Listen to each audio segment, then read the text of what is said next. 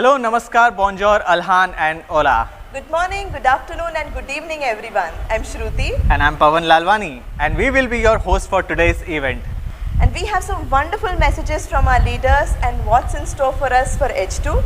And I'm so excited to be a part of this event. So am I, Shruti. Welcome to Rise H2. You know what? We have a great agenda and leaders coming to talk to us, the journey of entire H2, and I'm sure each and every one of you is excited. Am I right? Absolutely, Pawan. I'm very much excited and I'm sure you all are too.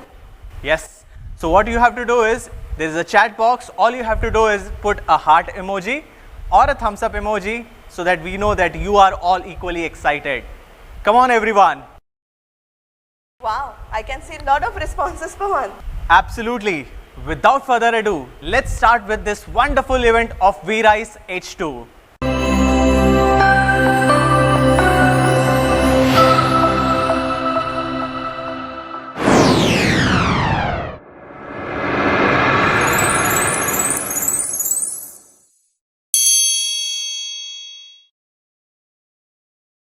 As our first speaker, we have our very own leader, Mr. Purnendu Seth, who's well known for his encouraging behavior, his strategic thinking, and who's a visionary.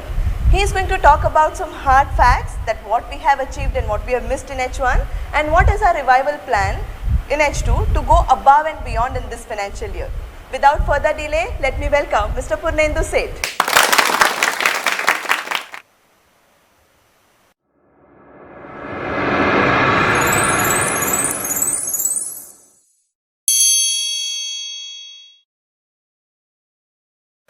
Hello everyone. Thank you Pawan, thank you Shruti for such a nice introduction. Team, it's a privilege to address all of you.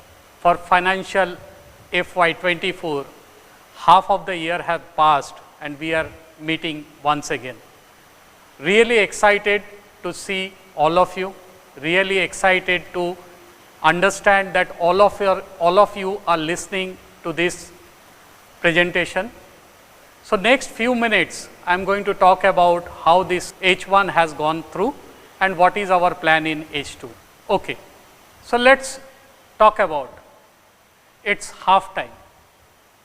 And what you are going to do next is going to decide whether we are going to end this year in a winning note or a losing note. I would like to play a small movie here and I want all of you to watch this movie very closely. It talks a lot about how things can change in the second half. Can we have the movie please? It's half time. Half time gives you a chance to catch your breath, recognize your mistakes, and make adjustments for the second half. Half time reminds you that no matter how far behind you might be, there's always a chance to turn things around and come out on top. Remember, the second half is where champions are made. So let's use halftime as a chance to set yourself up for success and achieve greatness in all aspects of your life. It's halftime. What are you going to do next? How was the movie? I'm sure you have enjoyed the movie. You have understood the game for the financial year 24 is only half played and the second half is going to be very, very crucial. Moving to my next slide, I would like to introduce you to the winning DTM squad. You can see there are 12 teams which are playing for this FY24 and in this webinar or this presentation, lot many people who are not part of this country are also watching so that they can implement some of the understanding in their market. This is a winning team.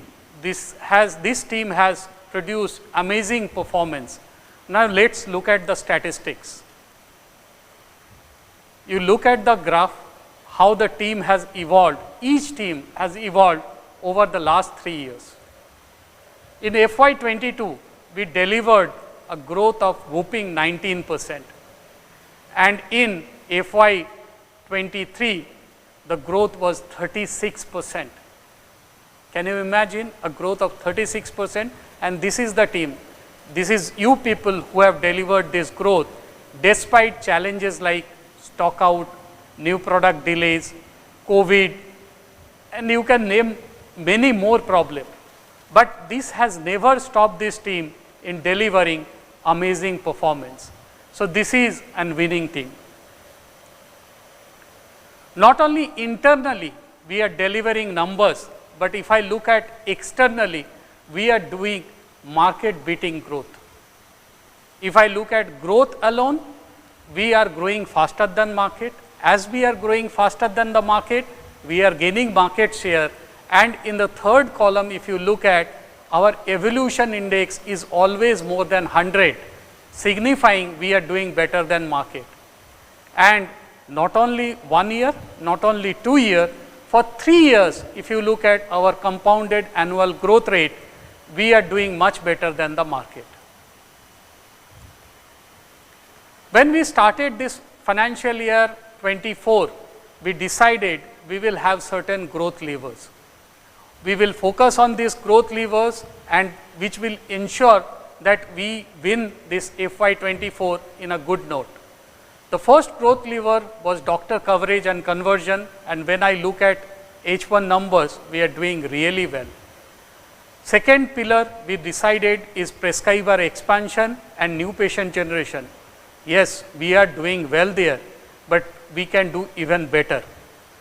Leveraging digital was another aspiration, and last HHS signifies we are doing really well, and the DMR number what I am looking at is pretty solid. New launch excellence is suffered because some of the product got delayed, and some of the product what we launched, we could not deliver the number what we have anticipated. If I look at our engagement metrics for H1, our yearly planner engagement, we have engaged more than 23,000 doctors. That's a pretty robust number. And almost half of this number has come on the back of CIPLA initiated CME and workshop. Pretty good. So we are focusing on the growth lever what we have decided upon. We are engaging the doctor in a meaningful way, so the result should be good. Now let's look at how we are doing in H1. This is a long slide, but we need to focus on certain number. If I look at EM DTM, we are at 92% with 10% growth, and we have a H1 deficit of 3.23 million. But when I look at across all 12 DTM, we are at 88% and we have a negative growth on the board and a deficit of 7.14 million. Not a very good first half, but as I said, now it's time for second half, and it is all going to depend on what you decide what you are going to do next. We have decided in second half, we will focus on covering the deficit and ensuring that we end this year in a winning note. We have countries who are delivering more than 100% like Nepal, Algeria, Colombia, Spain in respiratory, and Australia faring. Congratulations to all of you. But there are countries who are very close and they are having their internal challenges like price erosion, out of stock. To the market which are affected because of this is Sri Lanka, Morocco, Malaysia, Oman. So I think these are the time next H2 we are seeing things are getting better, and if we can focus more, again FY24 will be our year. We had many learning in H1, and based on that we decided what would be our game plan in H2. One thing is reality. There will be product shortages, there will be price reduction, and there could be a delay in the new product launch. But only sustainable performance can happen through prescription generation. If we are focusing on doctor conversion, sustainable performance can come. And we have seen in couple of markets where we have seen they have delivered more than 100%, they have a very brand focused approach. They have focused on certain brand, channelized their activity towards those brand, and they have ensured they get best out of those brand. Also, one of the biggest lever is sales force effectiveness. The countries which have realized this put lot of emphasis on sales force effectiveness, increase their effectiveness through training, through physical working, through right kind of a planning, they are reaping benefit of it. So that's why we say in H2, we need to work on our prescriber expansion and new patient generation. All these keeping in mind, we have to cover the H1 deficit. Doctor coverage and conversion, we need to continue. Brand-wide product priority is a must. And yearly planner, you have done well in H1, we need to do well in H2. So these are the few things what we need to keep in H2. This is a very interesting graph. All the numbers which are written in blue, basically H1 numbers, and the numbers written in orange is the asking run rate for H2. If you can see, these two lines are moving very close. So if you all put together little effort, maybe you can touch this orange line in the H2, and we can end this year in a very, very positive note. And I am sure this will happen because as a team for the last many quarters you have been doing so. Now I started my presentation with a movie. I would like to end this session with a movie. After that, Pawan and Shruti will come and they will take you through the next session. Only thing you have to keep it in mind, only the first half is being played, H2 is remaining, and 60% of our business is respiratory driven, and our major chunk of business comes in H2. So if we put effort, not the regular effort, extra effort will get us the win. So enjoy the video, take couple of points, note down what you feel you can do, and the chat box is open. You can put those comments in the chat box. Probably it will give us a confidence that in H2 we will really turn around. So I wish you all the best, and I have seen my team is working really hard to present you all the strategies, and it is going to be an exciting session. Please note down the strategies, break it into what you need to do, and follow this. Wherever you need any help, wherever there is no clarity, ask us, we will help you. We are with you in this game, and in H2, let us play hard and let us win. Wish you all the best. Thank you. Winning is simply a mindset. A mindset, however, that is only developed by outstanding individuals. It's not about talent, it's about effort. Effort will get you the win when the talent is having a rest day. Effort will drive you home when everyone expects you to give up. Effort will drag you from the canvas when you have been knocked out by life. Winning is not some special reward only reserved for the lucky among us. If you ask all the failures, they will tell you it is luck, but it's not. Winning is a reward you receive when you have put in the hard work, when no one is watching. Winning is for champion attitudes and champion hearts. If you throw me to the wolves, know that I will return leading the pack. It only takes one moment to decide you are going to be a winner. One moment is all it takes. It only takes one moment to make a decision. One moment to say no, to say never again. Never again will I settle. Never again will I accept anything but first place. One moment to be strong.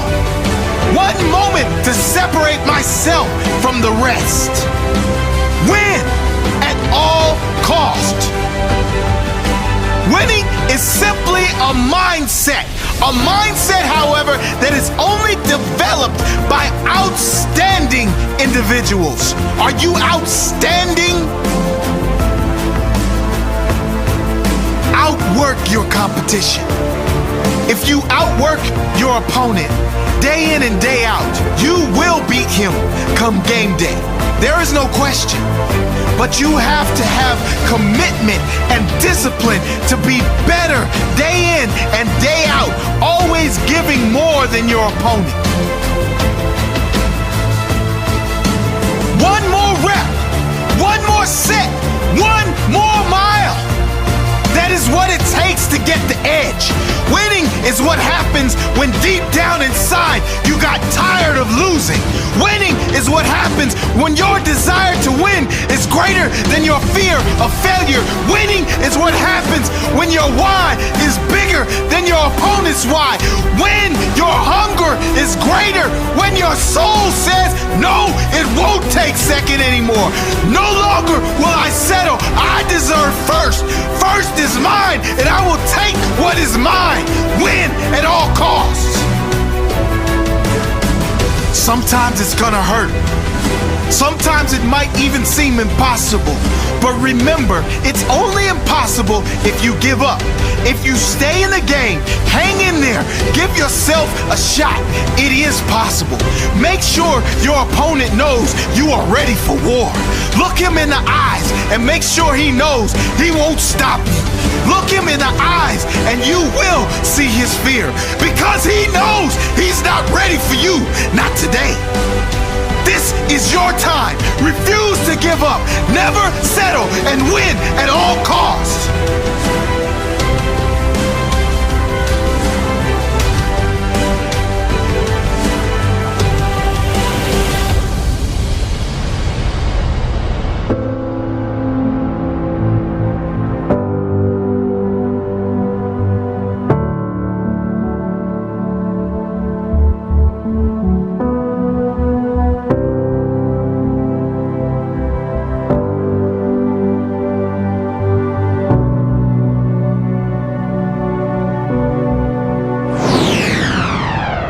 Thank you so much, Mr. Punendu. This has given us a very clear understanding on how the entire team can utilize all the resources they have, be it medical, be it marketing, be it SFE, training, and not to forget our cross-functional teams to go above and beyond. Moving on to our next segment, we have our respiratory team who will give us a very clear understanding on the entire lung leadership as how to go #1 in the inhaled market and what you have to do as an individual to get that done. So I would like to call upon Tushar, Saurav and Shruti to discuss the entire respiratory plan.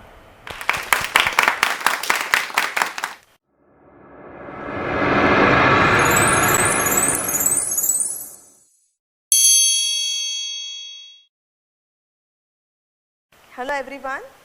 It's really nice to connect with all of you as a brand manager again.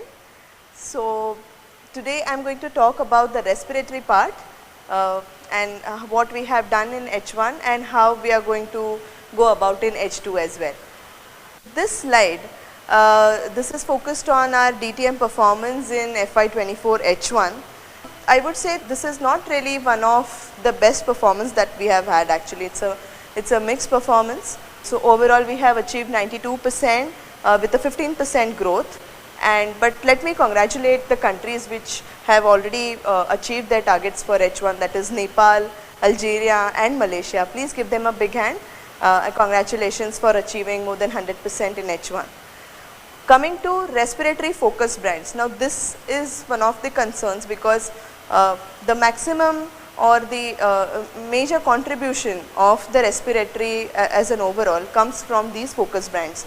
And if you look at their performance over here, the Tiowa and Metaspray have achieved more than 100% in H1, but the other legacy brands that we have, be it Seroflow, Foracort, Budecort, Astelin, these have not achieved 100% for H1.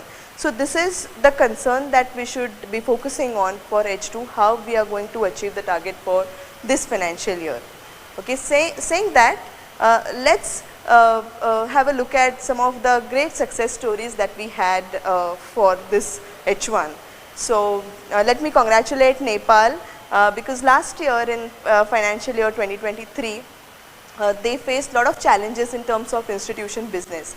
And right now, if you see their performance in H1, it's a complete revival of their performance. So, you know, kudos to you people and congratulations, many congratulations on that. Apart from that, we had a good campaign which is Spacer program, and we could engage a lot of doctors, more than 800 doctors in that Spacer program. Measure Up was one of the biggest campaigns that happened in Q1. For making Measure Up as a success, almost every country has contributed, be it a doctor engagement, be it a prescriber base expansion, or be it a new patient generation. So we had a lot of activities going all across, and that is why we can see these great numbers for Measure Up as well. So congratulations on that. Having said that, there were a few misses that we experienced in H1. One of that was BMJ. Execution of BMJ was a challenge because if you can see the numbers here, out of 150 doctors, those who are enrolled in BMJ, only 78 doctors have actually accessed these modules. So this is something that we should take up in H2 and complete what we have actually taken up. Breathe Free Pharmacy, yes, this was actually, we could not really actually have any Breathe Free pharmacies because of the unavailability of the placebos and the kind of function that we had actually thought of for Breathe Free Pharmacy. It couldn't function that way. So we have to take it with a pinch of salt that there were some of the major misses also in H1. Now this slide, let's have a look at some of the glimpses of one of the major initiatives that happened in H1. In terms of doctor engagement, we had Global Respiratory Connect, we had Spacer program, we had BMJ courses, and the Inhale program also, and there were a lot of doctors that were engaged in these activities. Measure Up campaign, as I mentioned, we could reach out to more than 4 million people all across the DTMs, and we could generate more than 9,000 new patients through this campaign, and this is a contribution from all across the DTMs. Coming to patient awareness reach, specifically for GBKS, when it comes to achieving the target in terms of getting responses, we have achieved almost 126%, which is really great, and we have got around 96% of the targeted leads also this year. Coming to Breathe Free Digital Educator, there were certain hiccups in Q2, and because of that the performance is a little impacted, where the number of doctor achievement is also 45%, and the number of patients that was supposed to be generated is also less. So this is something that we should take up seriously in H2, and you know, that needs more focus. This is one of my favorite slides. We just had a look at what the respiratory performance was, what our respiratory brands have performed, and all these names that you see here are actually the achievers who have actually contributed to achieve whatever we have achieved in H1. So these are the number of the champions till YTD August, and the numbers that you see here are from Nepal and Sri Lanka. Please give them a big hand. Congratulations to each and every one of you. Moving on, we have the champions from Algeria, Malaysia, Morocco and Myanmar as well. So heartiest congratulations to all the countries and all these top performers for H1. Moving on, it gives me immense pleasure to present this slide, because this is a slide which talks about the lung leadership status of Cipla. So right now, if you will see, currently in EM markets, Cipla is ranked at number 2. We have a market share of 21.6% with a CAGR of 27%. Whereas if you look at GSK's market share, which is 22.3%, and they have a CAGR of 5%. If we look at the inhaled market size in these countries, it is $125 million, and it's growing at a rate of 11%. So that clearly shows that Cipla is growing better than the market, and right now just 1% of market share is what we need to grab, and we can surpass GSK. So congratulations to all the countries and all the people that they are putting their efforts, and because of that we can see this kind of number in our lung leadership status. Coming to country-wise performance in Cipla respiratory, Cipla's market-beating performance is there in every country considering Algeria, Morocco, Sri Lanka and Spain. Talking about Cipla's Spain ranking, in 2021 Cipla's ranking in inhaled market in Spain was 23, and today we are at 21. So we have actually moved up the ladder in the respiratory ranking in Spain also. So congratulations on that. Coming to the focus brand performance, the secondary performance are focus brands, and what is the market share gain aspiration that we have from this financial year. So looking at Seroflow, Foracort and Tiowa over here. So Seroflow and Foracort have not achieved their 100%, except Tiowa has achieved 100%, and congratulations to Nepal, where they have achieved more than 100% in all these brands. Okay, so this is actually one of the concerns that we should look into, and how to make this performance better in H2. So for Seroflow, except Nepal, every country needs to focus on Seroflow. Our market share right now in IQVIA is at 55%, and we have an aspiration to grab 2% more in this financial year. Coming to Foracort, Sri Lanka and Nepal have contributed to achieve more than 100% here, and rest all other countries need to have more focus for achieving their targets in H2. So right now we are at 34% in market share in IQVIA, and we have a aspiration to grow even 2% more market share in this financial year. Coming to Tiowa, yes, Sri Lanka and Myanmar need to put more focus in H2 for doing their targets in H2. And yes, we are at 71% market share currently, and we have an aspiration to grab go till 79%.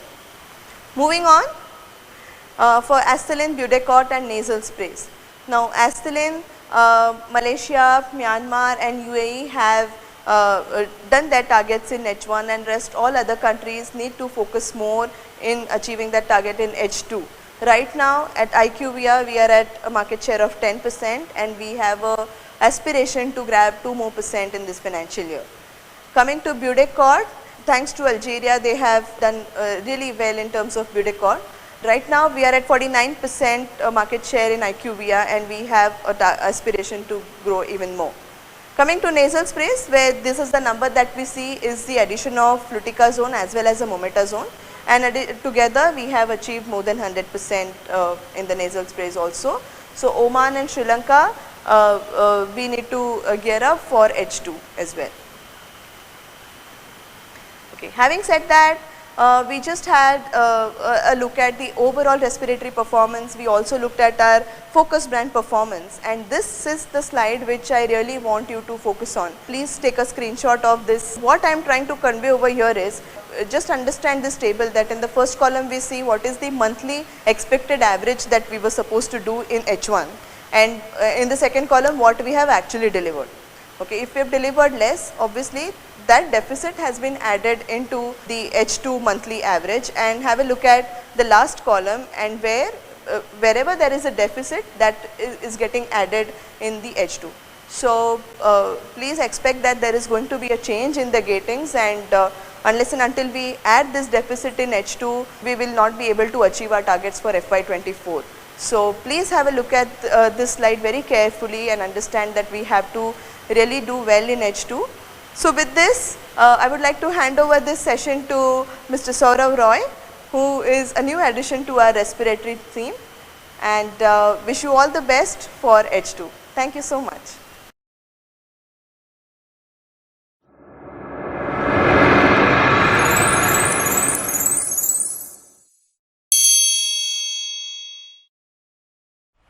Thank you so much, Shruti, and I am very happy to connect all of you. So friends, going above and beyond in H2, we have different growth levers planned for you. So first growth lever is doctor coverage and conversion, where we have to plan 10% conversion from HL to HM and 10% conversion from HM to HH.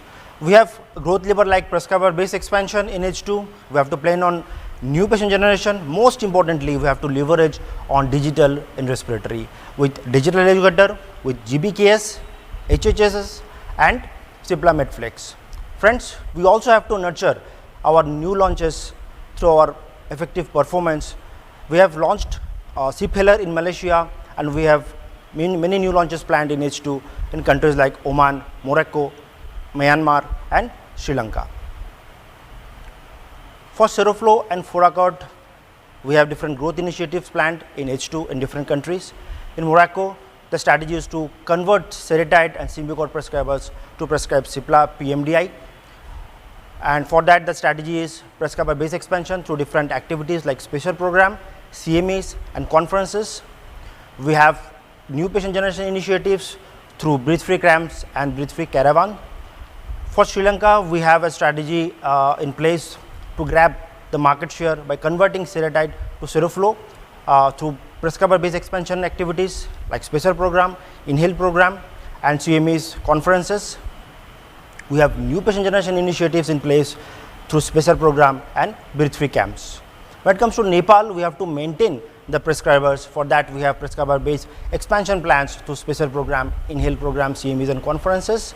For new patient generation, we have to work on breathe-free camps extensively along with special program. For Algeria, we have to work on conversion from Symbicort to Foracort through prescriber base expansion activities like inhale program, CMEs and conferences.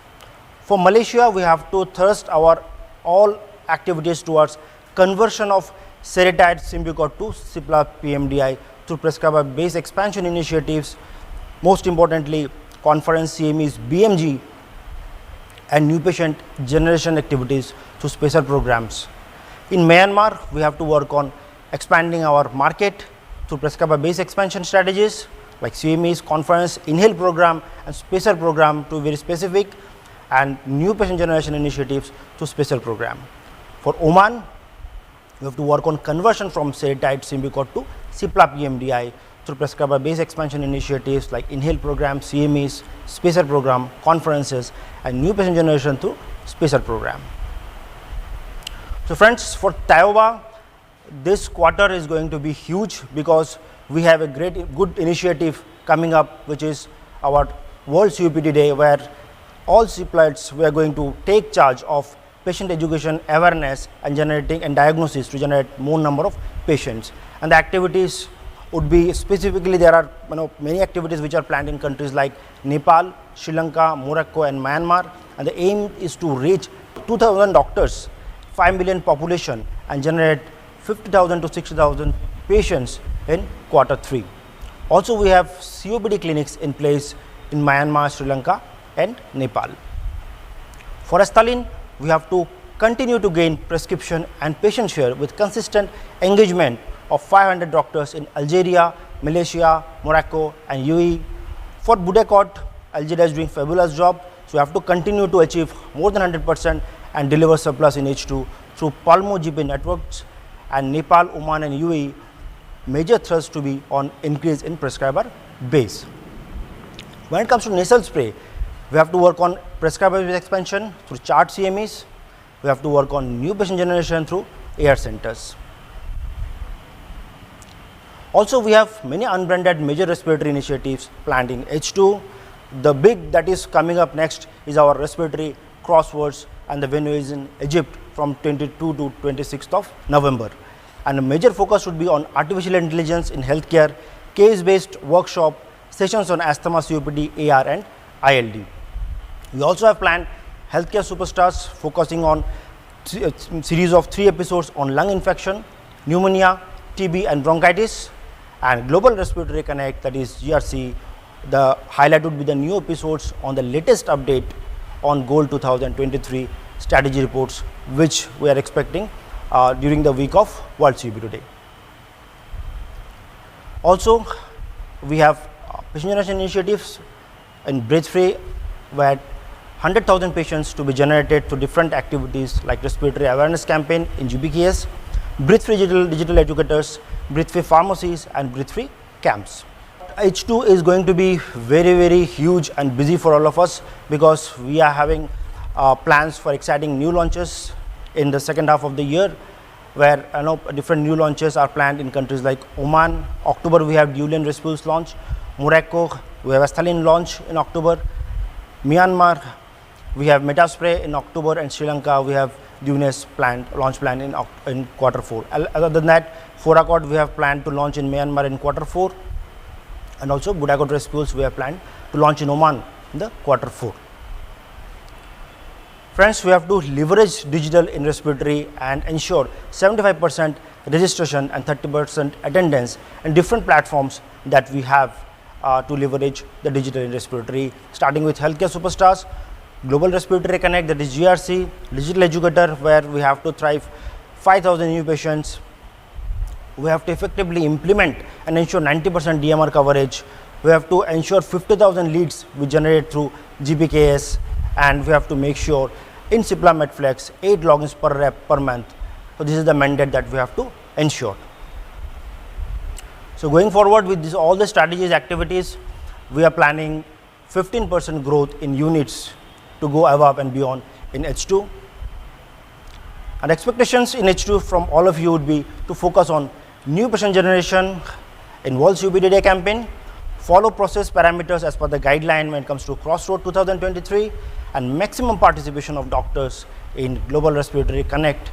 Focus on H1 deficiency that will be recovered in H2, and emphasize on brand communication.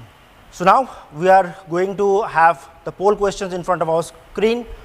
So here the question comes for the poll: how do we go above and beyond in reducing respiratory burden on respective countries in H2 financial year 24? The first option is increase patient education initiatives. Option B, educate GPs more on treatment through certification. Option C, ensure access of medicines to patients, and option D is increase the counseling on inhalation techniques. Your time starts now. Yes, I could see many of us are excited to participate, and people are participating across the globe. Yes, the clock is belling fast. 14, 12, 11, 10, 9, 8, 7, 6, 5, 4, 3, 2, 1. So we are waiting for the results to come in. So please keep participating. I could see a lot of participation is going on globally. Keep participating. Yes, come on.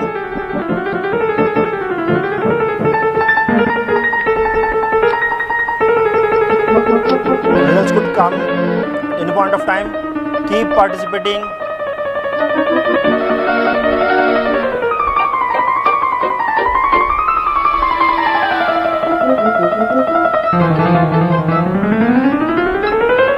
Yes, I could see the vibrations in front of my screen. Yes, the graphs are going up. Yes, come on team. Go ahead. Keep on participating.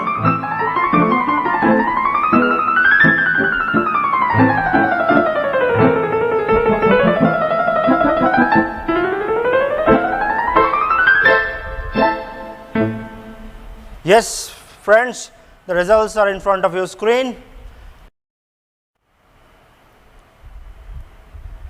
That was chalked out very specifically, and all thanks to the entire respiratory team. Moving on to our next segment, we have a wonderful success story from the Nepal team. They faced a lot of challenges in FY23, and how did they turn around the tables and overcame? So for that, what we will do is we will call upon Mr. Nirpraj ji, Sajita and Tushar to hear it from them. Thank you so much.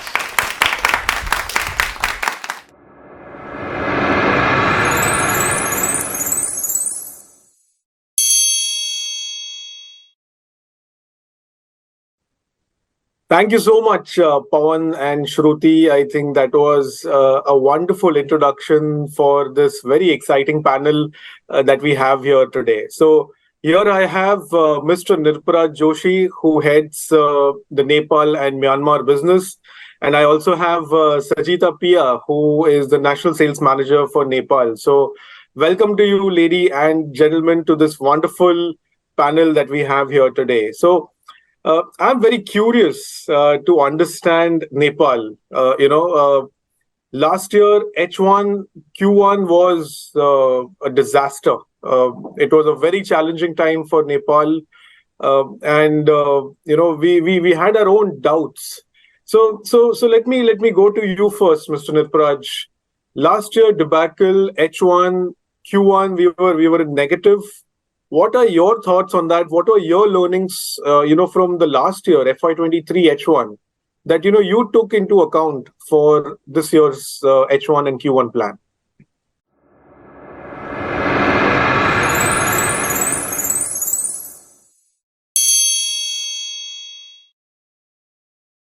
Right.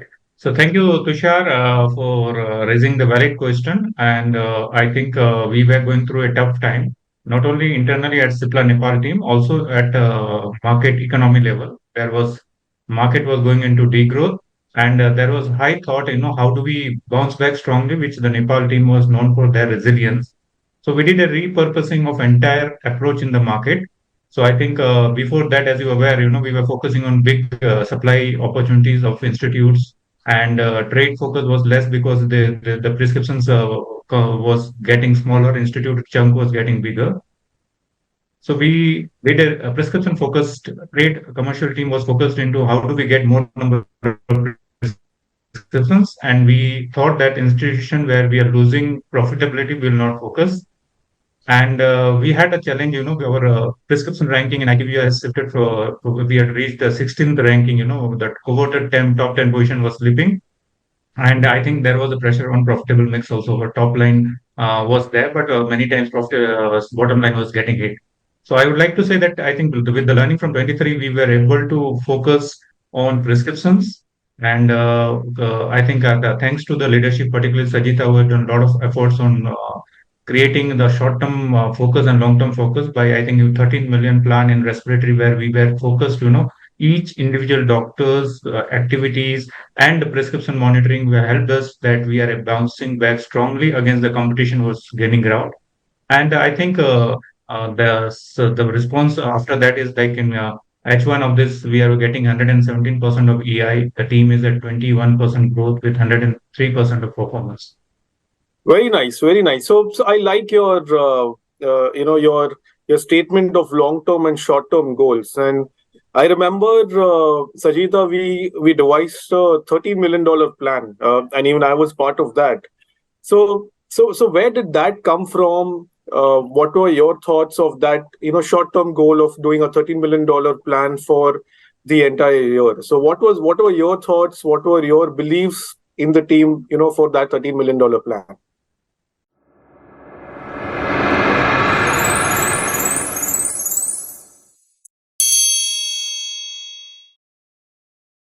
Thanks to sir. Like as Nirpara sir had just taken us through the Q1 debacle, like we faced significant challenges in Q1 because of the varied reasons. Like the number one being Nepal pharma market was down, and the impact overall post-COVID situation impact was there, and there was this high impact from the government insurance, as well as overall patient flow was low. So we had around minus 25% degrowth in Q1. So we were all kind of directionless. How should we bounce back? So we were all in deep trouble. So we all sat together, and like with help of HO and particularly you, Tushar, you were in Nepal, and we devised this 13 million aspiration for Nepal. So this was a short-term vision to get the performance back in track. And so in this, we focused mostly number one on the process discipline, because we focused on process discipline, getting our basics right, and strengthening physical coverage, SFE parameters, our efforts to get the desired results. So we focused on our E-class doctors, E-class enhancement, and also we focused, like as stated earlier, our team was getting derailed from the trade doctors and prescription business because of the bulk orders they were getting from the institution. So we reverted this, and then we went into the aggressive and intense trade focus. on doctors and customers. So we selected right doctors for engagements, and there was this visit, like increased visit frequencies to increase our share of voice, RCPA tracking and monitoring, and retention, as well as conversion from competition. And at the institution, we could not lose our institution business entirely. We focused on profitable mix of products, like Duova and Serufo Synchro Breath, where there was less competition and we could get higher rates in that. So with all these three things with these three aspects, we were focusing and we were measuring our progress on a month-on-month basis. And this focus helped us to get back on track, Usam.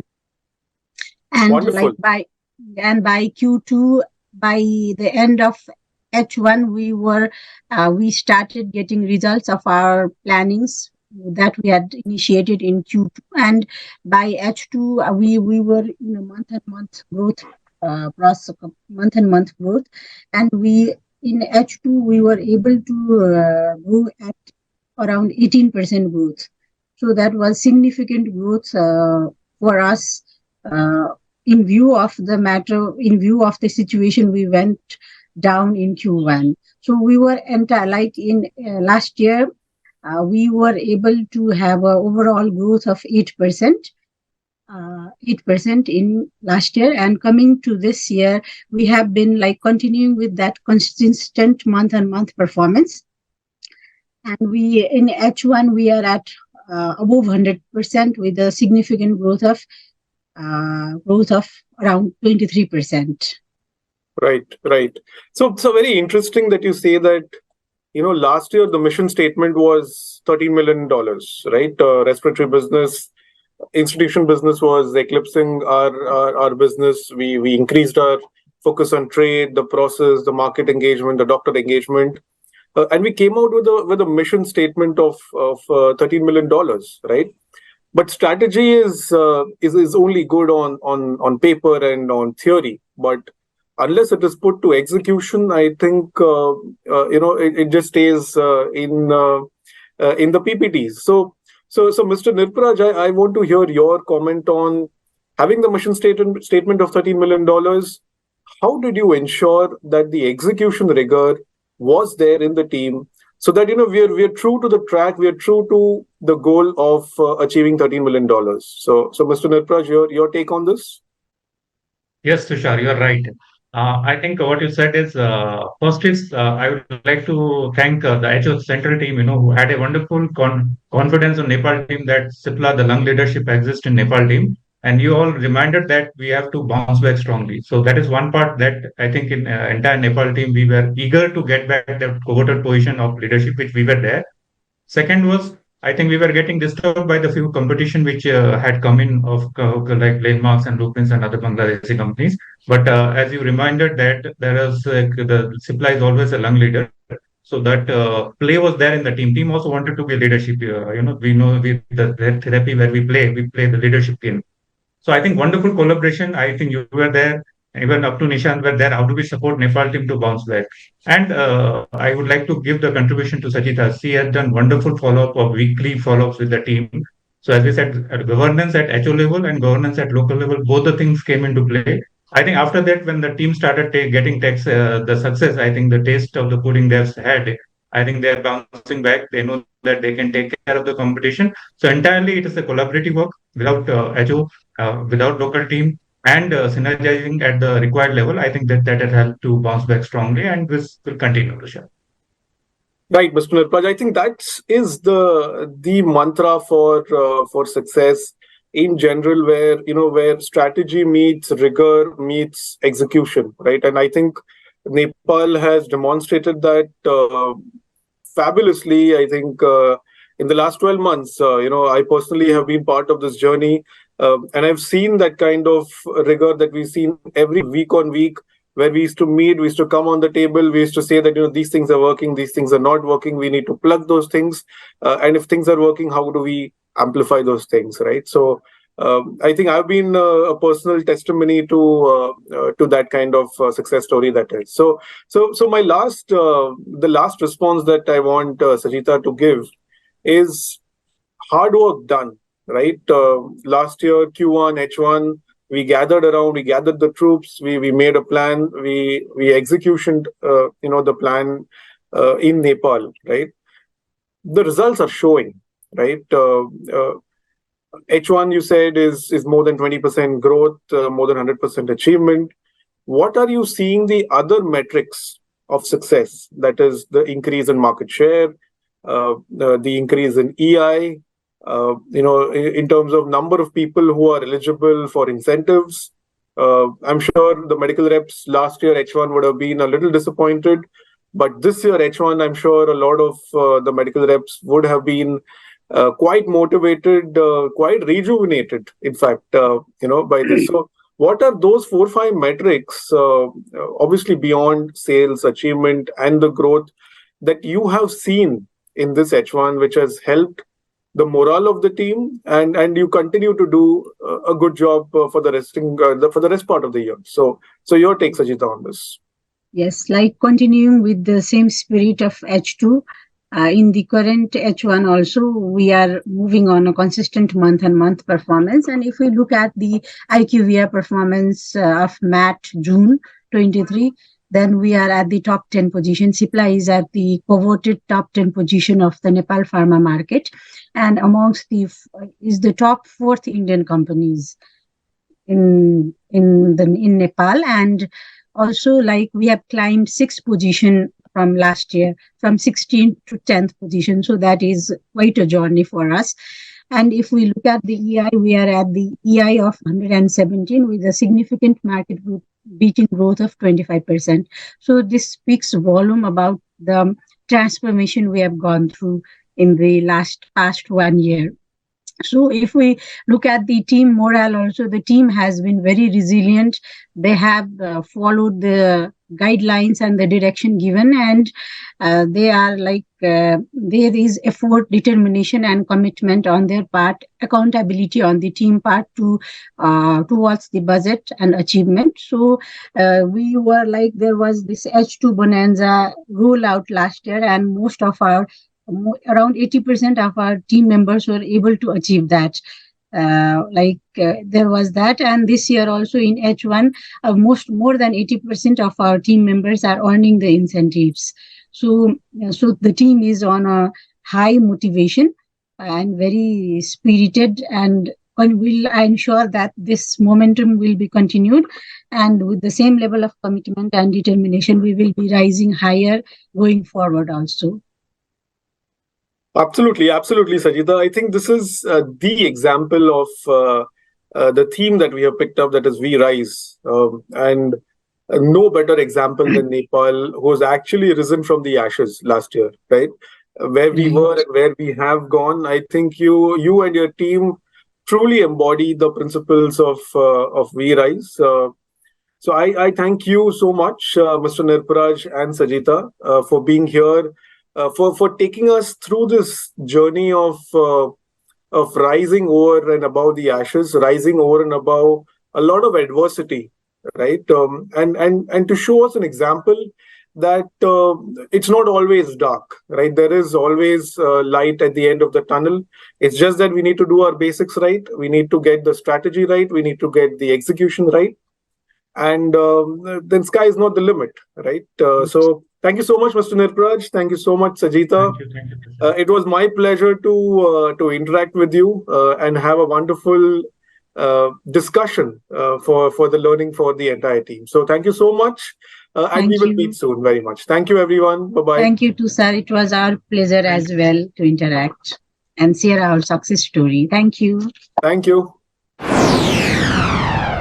That was very inspiring. Thank you so much, Nirparajji, Sajita, and Tushar for sharing that success story with all of us.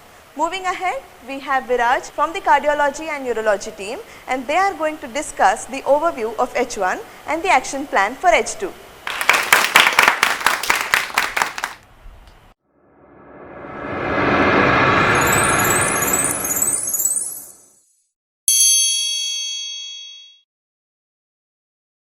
Thank you, Shruti.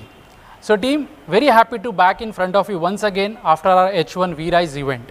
So let me take you through cardiology and neurology therapy. So team, as you can see, this is the slide, winning hearts and health in H1. As you can see, we have achieved more than 100% YP achievement when it comes to our first half of our FY24. We have engaged close to 3,000 doctors, which includes our E. coli workshops as well as our ETP programs. In diagnosis, if you look at, we have conducted close to 275 clinics in overall, which includes metabolic clinic as well as BPH clinics. In awareness, we have actually done awareness on the World Hypertension and Heart Day, where we have almost reached out to the 1,000 patients. Moreover, pleased to mention, in H1 strategy driver, if you can see, we could able to deliver more than 10% increase in HS doctors, more than 30% increase in prescriber expansion, TATSIP, which is a sitagliptin launch in Sri Lanka, where we have engaged close to 150 doctors. Not more than that, 90% DMR and iConnect coverage also. So keep up the good work, team. We have delivered a good. Okay, so team, when you look at H1 performance, okay, in a nutshell, it's a kind of a mixed performance. Why I'm saying a mixed performance? Because as you can see here, we have delivered 94% achievement with a 4% growth. Obviously, let me first congratulate Nepal team and Malaysia team for their more than 100% achievement with a double-digit growth. Please clap for them. Okay, I would like to see that claps in the chat box also.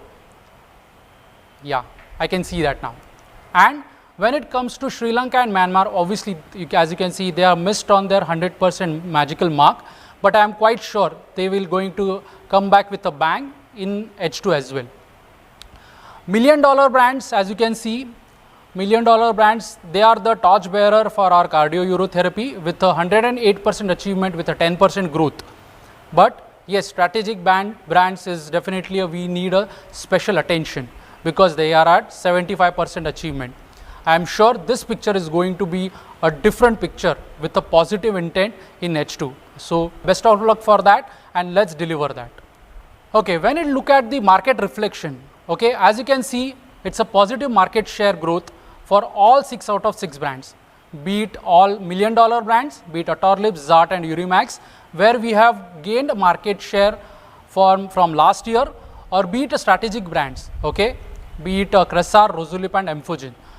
Yes, though it's a bit old data, but I'm quite sure when it comes to new IQVR data, I'm very sure that the positive trend is going to remain the same. So let's keep up the good work for our this H2 as well. Okay, so this is a very important slide. Okay, these are our cardio euro champions. So let us applaud and appreciate their efforts. And for that, I would like to see a heart or a clap or a love emoji in the chat box, because they have delivered 100% or more than 100% till YTD August. And I'm sure there will be a set of people who's going to join in when it comes to the entire H2 as well. So let us clap for Team Sri Lanka, Team Nepal, Team Malaysia and Team Myanmar. Okay, so team, please keep up the good work in H2 as well, and definitely in the next H1 when we are going to meet in next year, we will definitely have a good collaboration again. Okay, so team, this is what we would like to highlight to you, learnings from H1 and what are the H2 priorities. As we were discussing the conquering challenges, Sri Lanka had a tough, I will not say a tough, but they have put it across a very resilient effort when it comes to our H1, because they had faced a price cut which actually came into the realization Q2. There was some out of stock situation and delayed launch, but still they were achieved 94% achievement, and I am sure, as I was mentioning earlier, they are going to come back with a bang in H2. Reliability is the key to the performance. As we have already mentioned, Nepal and Malaysia, they have delivered more than 100% achievement in H1. Brand focused approach is the need of the hour, because brand wise activity governance to enhance the performance, which will obviously amalgate with the achievement as well. And early stage disease diagnosis. Importance, we have observed there is a gap when it comes to BPH management at the GP front, and that's why we thought of these are some of the H2 priorities which we are going to introduce for the first time: patient centric approach followed with knowledge upgradation at the GP's specialty for BPH management, as we have discussed. Brand wise product priority, this is very much important to have a correct focused brand focus at the specialty as well, and continuing with the YP adherence what we have delivered it till in H1 as well. So team, looking at this, these are the marketing initiatives which we are going to have it in H2, going above and beyond. We are planning to have close to 2,500 doctor engagement in entire H2, which will include different activities, as you can see, be it tri-nations, which we are going to have as a new entrant in our activities, followed with a different new initiatives, be it a patient engagement initiatives as a metabolic educator. This is what we are going to introduce for the first time. It's going to help doctors practicing metabolic disease as a patient counseling. This is where we are going to have our intervention as a patient engagement initiative, followed with prescriber based expansion, where as we have been discussing about the GP specialty focus to approach and improve BPH management at the specialty with the help of BPH update and going beyond. So in that, in metabolic educator, we are going to have to start with in Sri Lanka with 30 doctors, wherein in country for the BPH update and beyond, we are going to start with Sri Lanka and Nepal for at least to start with 100 doctors each. So team, this is a robust marketing initiative plan for the H2 FY24. This is a kind of a zest, okay, which will have right from all your YP activities overall. So this is a snapshot where you can see there is more than approximately 2,000 doctors we are going to engage. So if you want to take a small clip or click, please go ahead. Anyways, the respective country marketing heads will get back to you with the entire plan for the H2 as well. So team, this is a very important slide, that is a cardio-uro expectations. Okay. So as you can see in the first point, prioritize the recovery of H1 deficit in H2, which is a close to $0.3 million. So I'm sure the sales head will get back to their teams and put across what will be the different gating which they are going to have it in H2. So let's abide by that and let's come out in H2 with a flying colors. That is one. Second, emphasize on P1, P2, P3 exposures and brand communication, because that is going to be the heart and soul of our selling process. Third, knowledge enhancement for the BPH management at the GP specialty, because that is a current gap in our BPH management. So let's strengthen that, and obviously this will be helpful for our Urimax.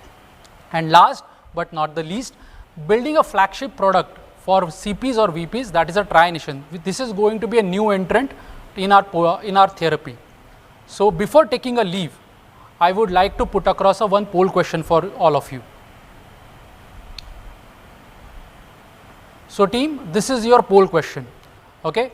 What should be the key to success in cardio and urotherapy? Is it increasing visit frequency to all existing doctors? One. Second, focusing on brand-wise specialty doctors. Third, prescriber-based expansion. Or fourth, brand communication. And your time starts now.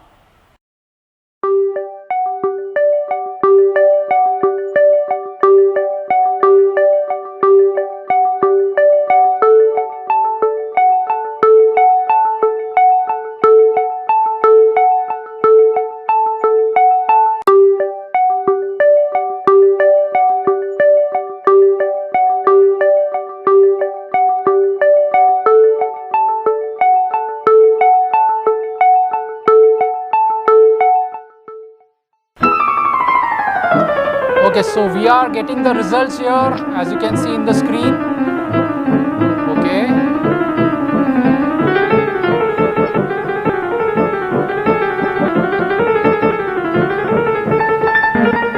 Come on.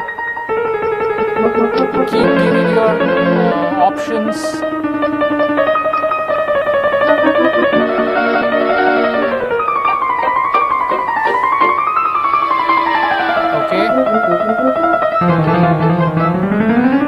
Last 20 seconds.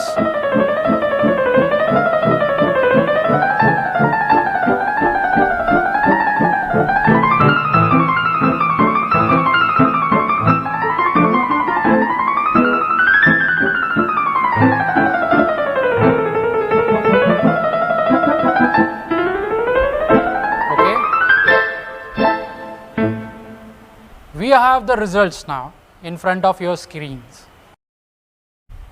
So thank you very much, team. I'm wishing you best of luck for your H2. Good day. Thank you, Ayush and Viraj, for decoding the plan for success in H2. Our next session will be presented by none other than my today's co-host, Mr. Pawan Lalwani. And Pawan is going to talk about how and what they have done in the training segment in H1 and a detailed plan for H2. Over to you, Pawan.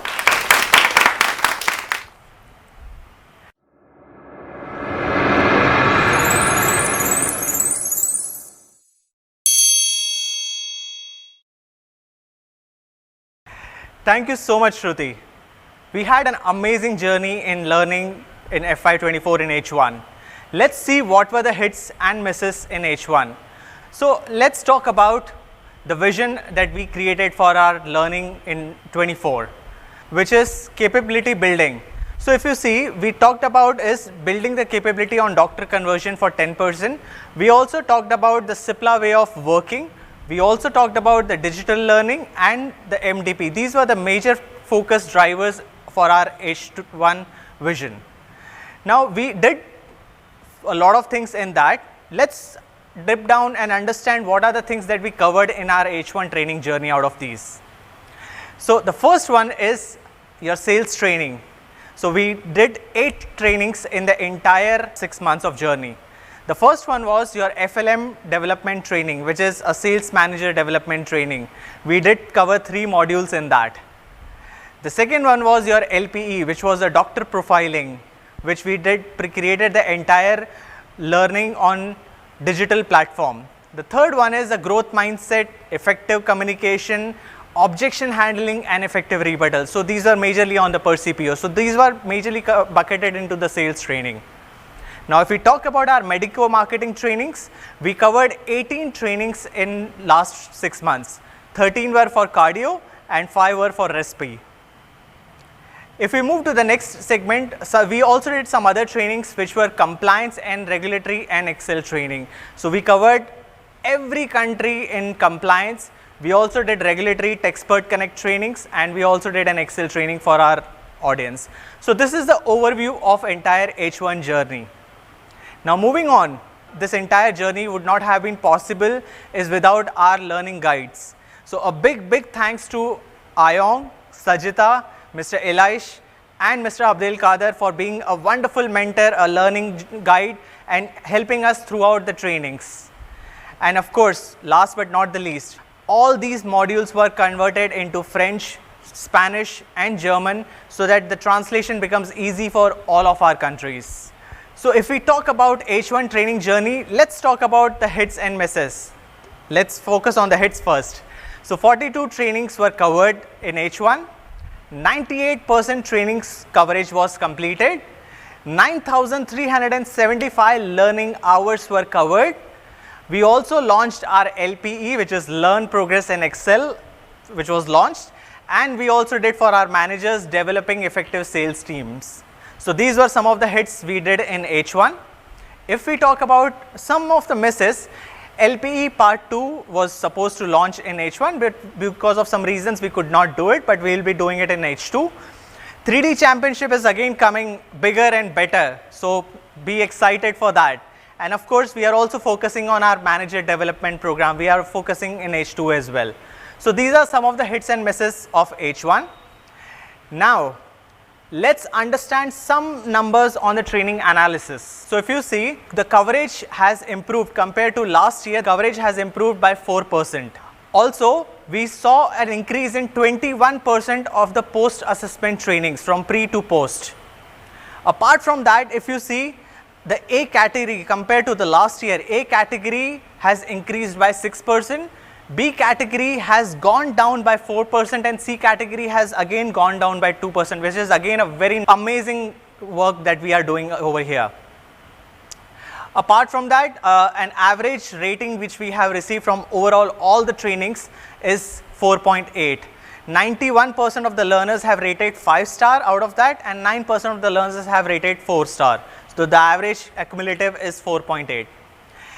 Apart from that, the H1 training topics and the number of hours, our superstar countries have been Myanmar, Oman, UAE, Malaysia and Algeria.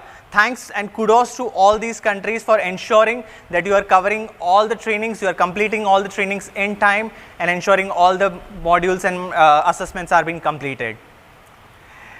Okay, now if we talk about the superstars for our countries, so we have our Morocco, we have mentioned all the medical representative and FLMs there for all the countries. So we have Morocco, we have Myanmar, we have Sri Lanka, Oman, Malaysia, UAE, Algeria and Nepal.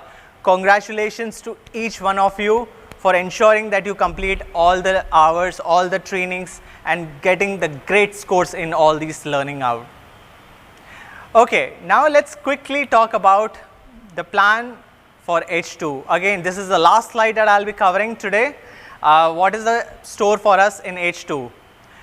As we talked about in the first slide, which is about the vision, these are some of the things that we are completing in that vision. So the first one is we want to ensure for our medical representative, our expectation from head office is everybody has to complete 100% coverage in terms of assessment, be it pre-assessment or the post-assessment. Apart from that, we want to ensure that our B and C category are going down so that our A categories goes up. So that's something that we want to ensure for our medical representative. Apart from that, on the digital section, we have already launched our first module on doctor profiling. In our LPE, we will also be launching is the second, third and fourth module, which is the chemist call skills, the doctor call skills and the relationship building. As we said, the 3D Championship 2.0 is coming in very soon. So be excited. It has a lot more better things coming up in 3D Championship. Apart from that, we are also focusing on our manager development program. Our FLMs were already covered into 3 sections of sales managers program. We are also focusing on how to keep ensuring that their learning keeps going on. So the manager development program will continue in H2. And of course, there is a big surprise that's coming on the way. LMS is coming in soon. We are not going to disclose it right now, but I'm sure you all will get to know very soon. And apart from that, our Techspert Connect, which you already have been in a lot of sessions, be it the compliance session, be it a regulatory session, and just a few days back we did a finance session as well. So the Techspert Connect will continue throughout the year, and these are some of the learnings offerings that we are providing in H2. So with that, we are done with our H2 training plan. This is the broad objective of our H2 plan, and if you have any question, you can put it in the chat box. Thank you everyone. To make our H2 more better, we are conducting a small survey, and let's see the question there. So in learning, what should be our focus for our H2? Is it the medical and marketing? Is it the sales and technical skills? Is it the soft skills, behavioral and managerial skills? Or is it all of the above?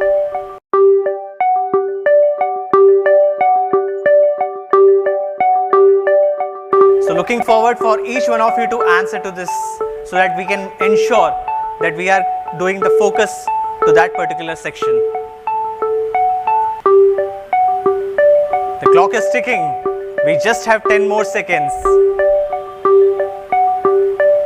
7, 6, 5, 4, 3, 2, 1. Let's see what are the results.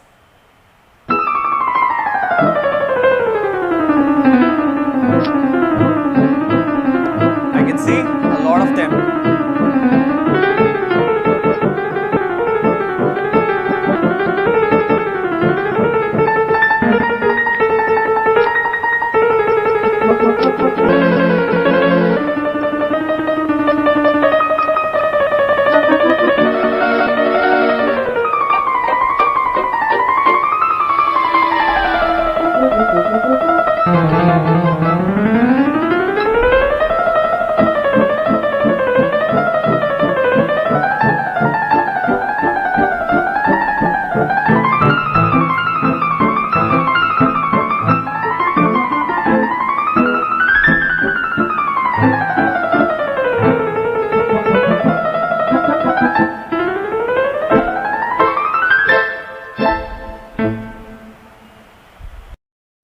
Wonderful. I see all of the above. So we'll ensure that your medical, marketing, sales, technical, soft skills, managerial, everything is being covered in H2. Thank you everyone for your time. You all have a wonderful day ahead. Thank you.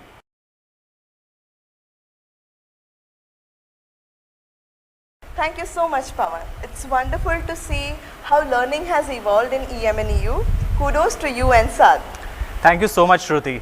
This means a lot, and this could not have been possible without the country's support and the leader teachers' support. That's great. Moving on to our next session, we have SFE, who's chasing behind all of us left, right and center to achieve our targets and go above and beyond in this financial year. And Shruti, not to forget, they also give us incentives. Absolutely. So let's get into the understanding of what was the plan for H1 and what is the plan for H2 from none other than Mr. Sajumon.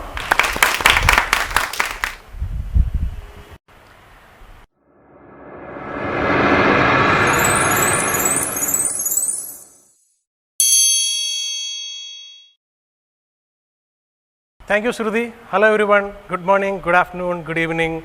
Welcome to SFE overview. When it comes to SFE, you tend to remember many things: customer segmentation, campaign management, analytics and dashboards, lead score, automation, incentives and rewards.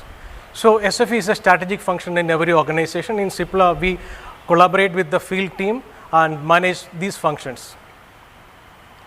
When it comes to SFE, people ask us, what is the SFE philosophy? It's a one-line story. That SFE story says that doctors trust the best, be the best. The screen is full of numbers. Do you know there is something hidden in SFE numbers? The SFE numbers shows not only what has happened, it also tells us, it helps us to predict what is there in the future for us. Look at the screen. From this screen, you can see on the left hand side the countries, the digital tools that we are using. There are several things that we see on the screen. For me, what is there on the screen, what is important is the numbers, number of people achieving incentive. So there is a concern for us. When you look at the numbers from last year, if you look at last year Q1 and this year Q1, there is a drop in number of people earning incentive. This is really a red flag for everyone. Why it is so? There are reasons, but most important, I would say, effort has been one of the reasons. Visit frequency. There are several MRs whose visit frequency fell short of 90%. When in adversities, you have to challenge, you have to beat the odds by putting in extra efforts. So we will come to those points in the subsequent slides. And look at what has happened in the last 6 months. And the winnings, the underperformance and the learnings. So when you look at the winnings, there are good things happen. HML is your segmentation of customers, segmenting customers into high, medium, low potential. It has really worked, helped us, and now we have a well segmented customer master, and we know that we have good amount of customers in the H category and M category prescribing our products very frequently. And of course, there has been an improvement in the in-clinic time. Then the campaign module that we have introduced recently in the FISI system, that has really helped in improving the efficiency. We launched the module in Nepal, other countries we are just launching it. And looking at the system training and hand-holding activities the team has conducted, it has helped. Insight dashboard has been given to, the access has been given to the FLMs, and we have added 2 countries recently, Brazil and UK. There are a lot of good things in the store, but at the same time, there are few things we need to work on, like the accession of MRs falling short of visit frequency. This is not acceptable when it comes to a marketing, when it comes to a sales effectiveness function. Reason being, customers trust the best. We have to be the best. We need to be the best. And e-detailing adaptation is a concern in certain countries, and we were working on increasing the customer master size, where we need to work a little more in certain countries. There is still scope for improving because we have good number of customers writing. It is time that we increase the customer base and prescriber base. And there are a lot of learnings, and the learnings are, as I mentioned, when you fall short of 90% VC frequency, it really shows up in the results. And gap between two calls, this is one important factor, that when we meet customers, Simply meeting the visit frequency parameter is not enough. There has to be proper gap between two calls. This is where we need to pay attention. Suppose you meet a doctor 3 times a month, then the gap should be ideally 10 days. Similarly, if you are meeting a doctor 2 times in a month, the gap should be 12 to 15 days. We have seen some MRs meeting doctors within the same week, then meeting the doctor after 20, 30 days. That defeats the very purpose of visit frequency. Then more quality time with the SCPs, because when you know the performance has been slightly dropping this year, so it's a time that we looked into the in-clinic effectiveness and in-clinic activeness, and it has been a learning for us that we need to spend more quality time with the HCPs.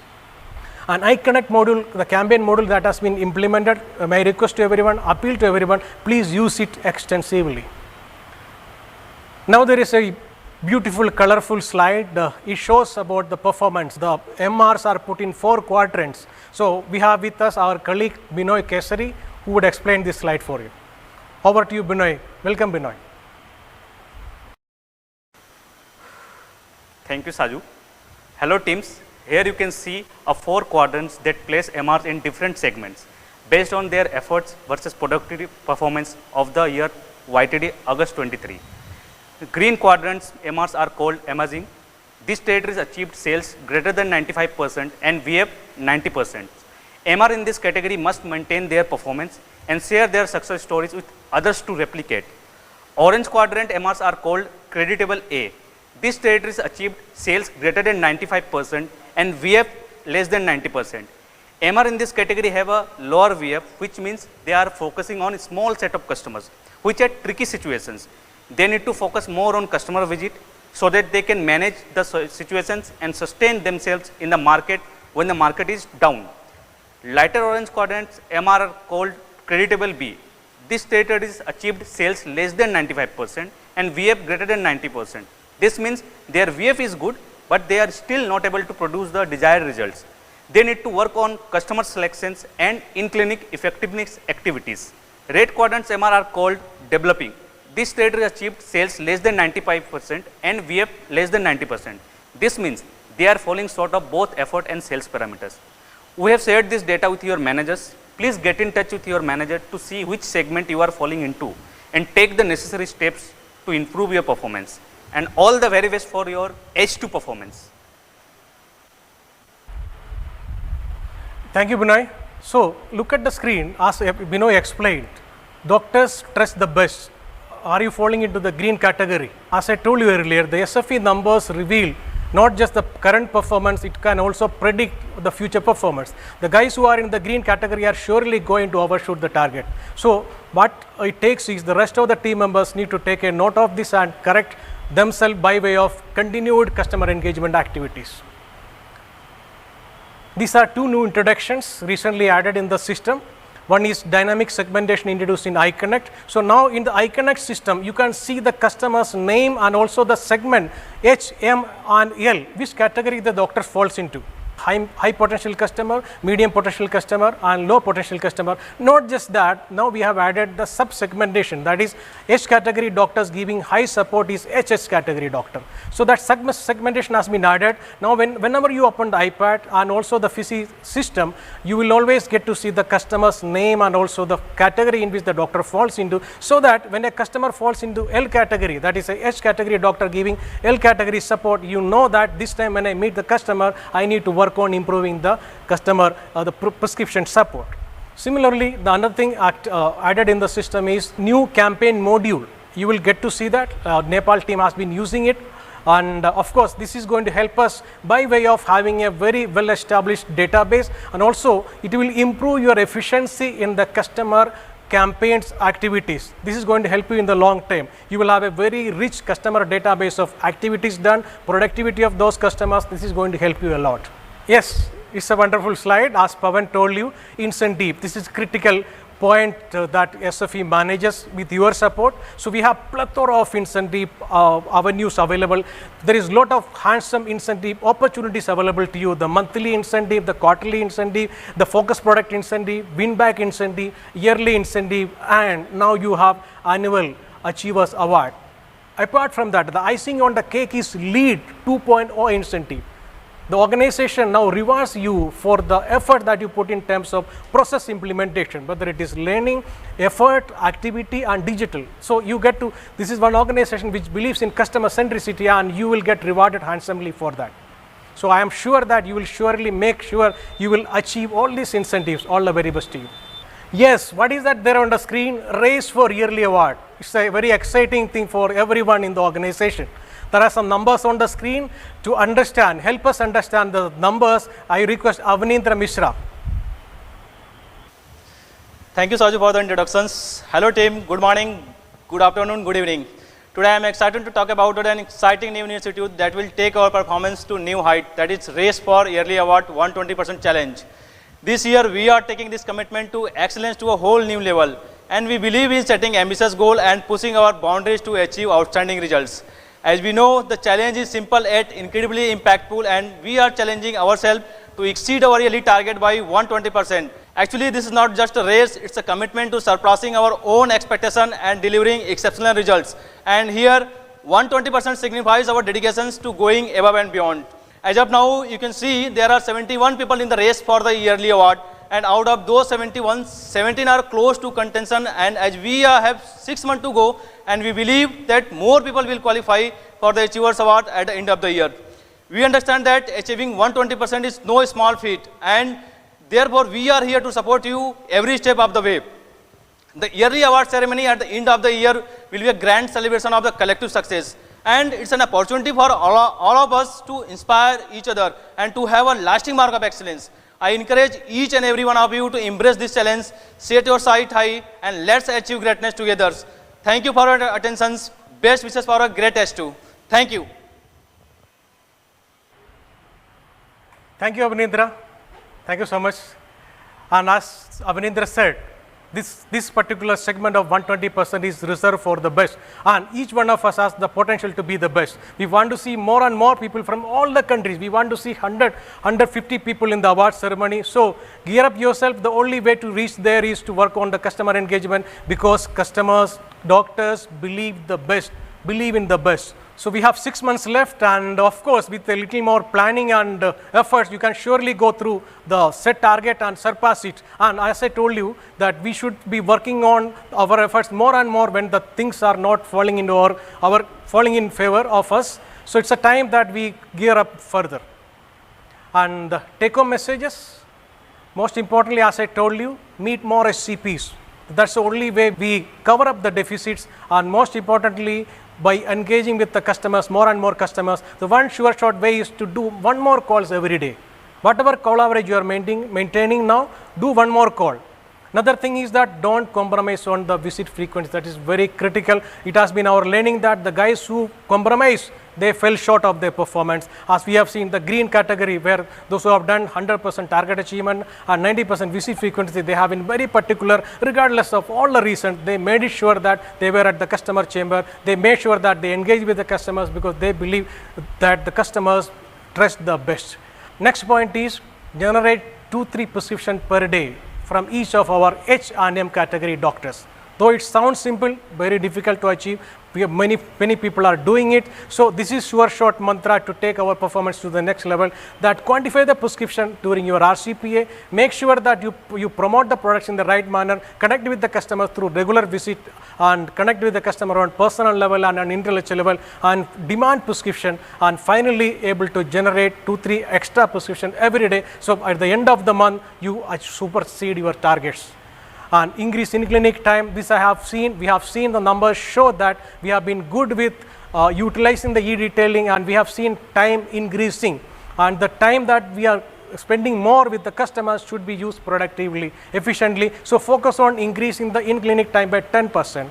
And next is, most importantly, use the campaign module, because it has helped the Nepal team improve their efficiency in campaign management. It will help everyone. So thank you so much, and don't forget, doctors trust the best and be the best. Don't go away. There is a question for you, poll question. Here is the poll question for you. The question is related to a very hot topic. The question is how to segment HCPs into high, medium, low. There are 4 options. Option number A, based on count of patients. Option number B, based on specialty of the SCP. Option number C, based on therapy and molecule preference of the doctor. And most important, the D option is all the above. Your time starts now. Yes, hurry up.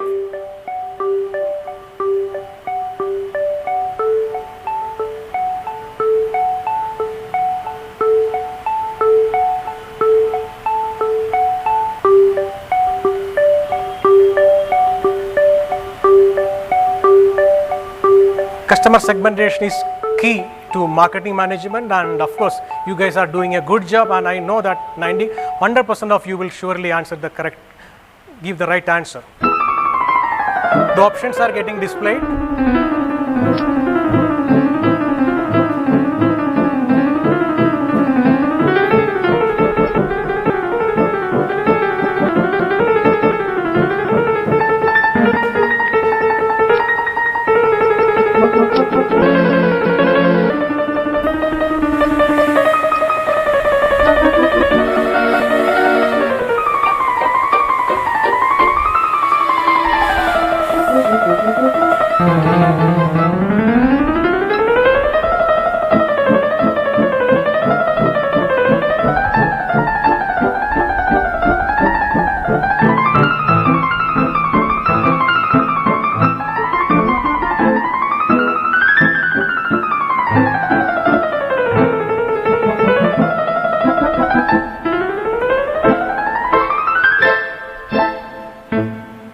The answer is there on the screen.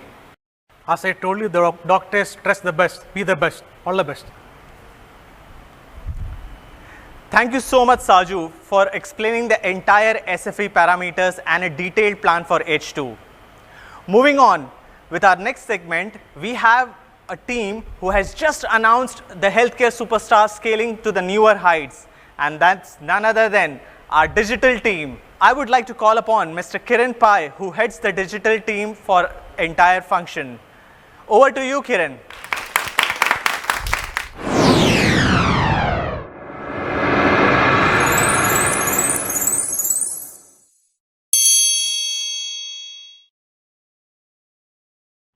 Thank you, Pawan.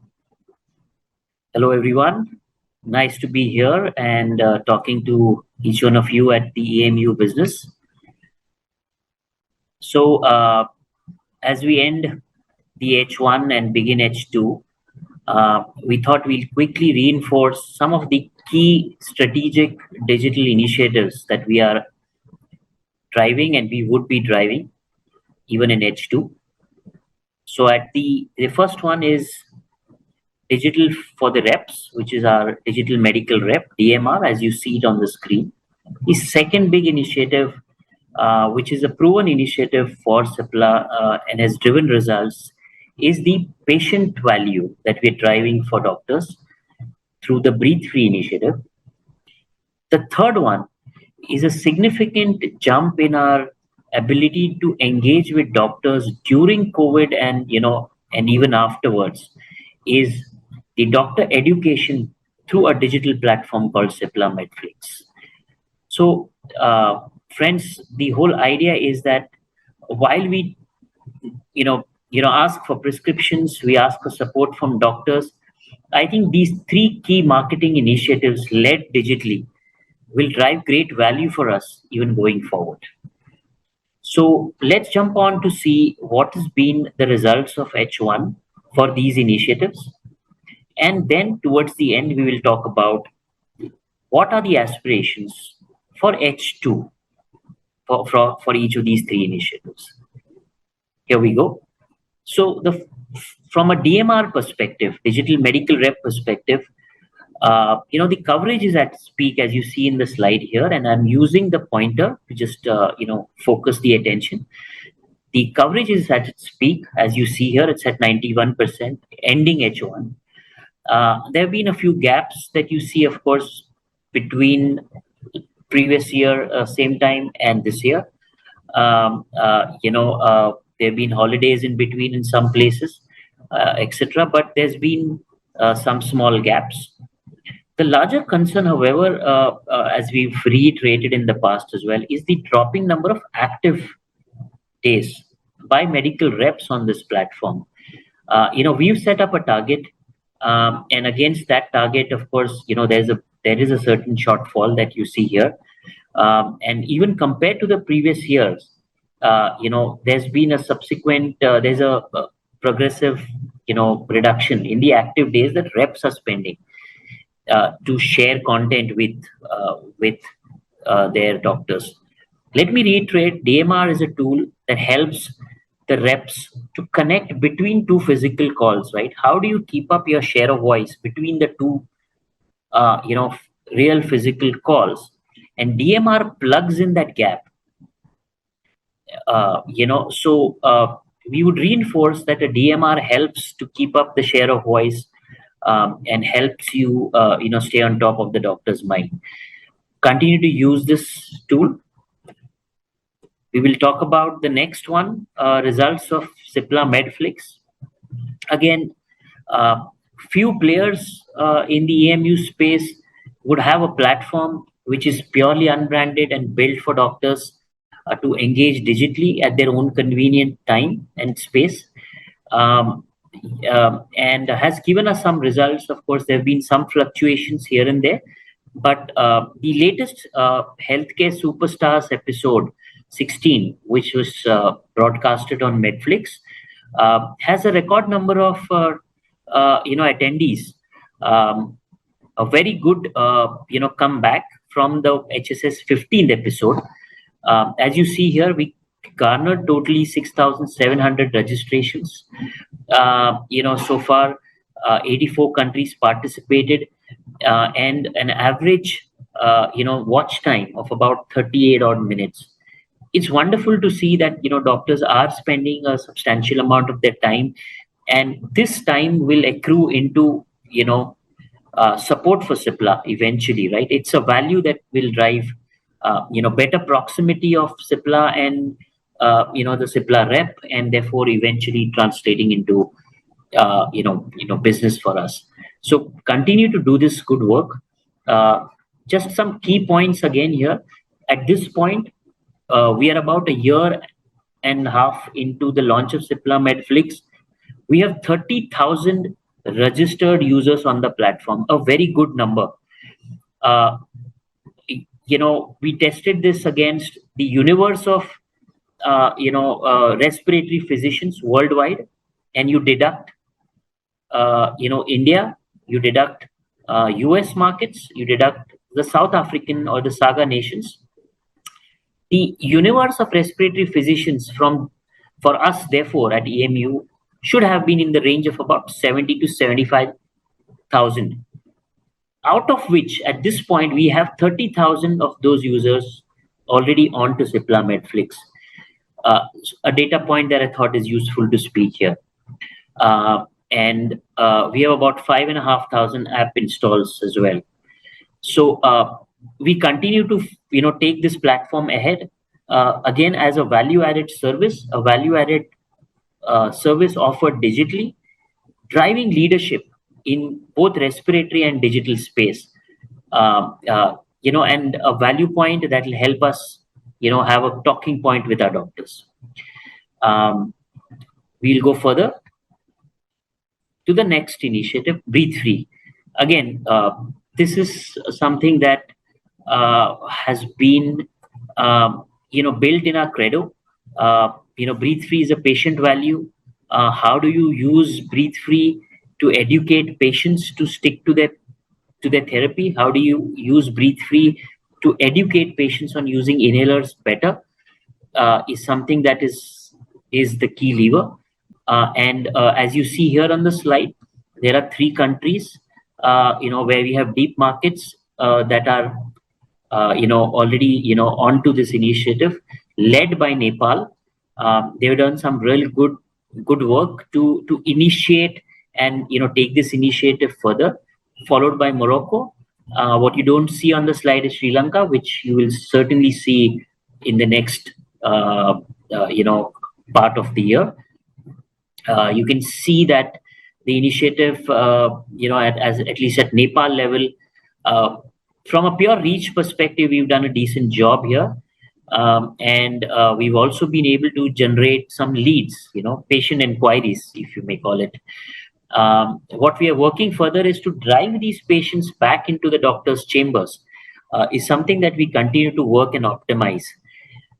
So you can read through the slides here as far as the impact of this campaign is concerned. Morocco, we have begun the Breathe Free initiative as well a month back, and the results are have started to come in. Still very early days, and here are a few of the snapshots from the Morocco campaign, as you see at the bottom of the slide. So these were the three initiatives and H1 results. As we all understand that we've at a business level, at a commercial level, there have been certain gaps in our performance, and H2 is going to be extremely vital for us to sort of fill the gap. And filling the gap comes through a series of activities, including marketing and digital initiatives that will help us drive that conviction, that value down to our customers, to our partners, and therefore demand more business. And we use this opportunity, and how can we fill this through the key initiatives that we just spoke in H1, right? And how can we better that in H2 as we better our prescription demand as well from the doctors? So we put down key slides here, and you can sort of understand that at a DMR level, the expectation is simple: keep up the DMR coverage above 90%. What we need to rise up is the active days. The active days has dropped a little bit in H1. We need to bring it back to about 14 days. That's the target.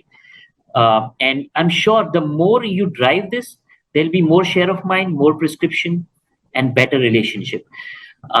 So that's something that's the aspiration and objective for DMR. The second initiative, Breathe Free. How do we actually, take up and launch this across in other countries? It will be a key goal.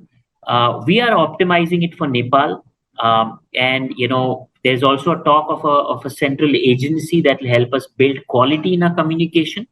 But the targets are explicitly mentioned here in terms of what we are aiming for at the end of the year.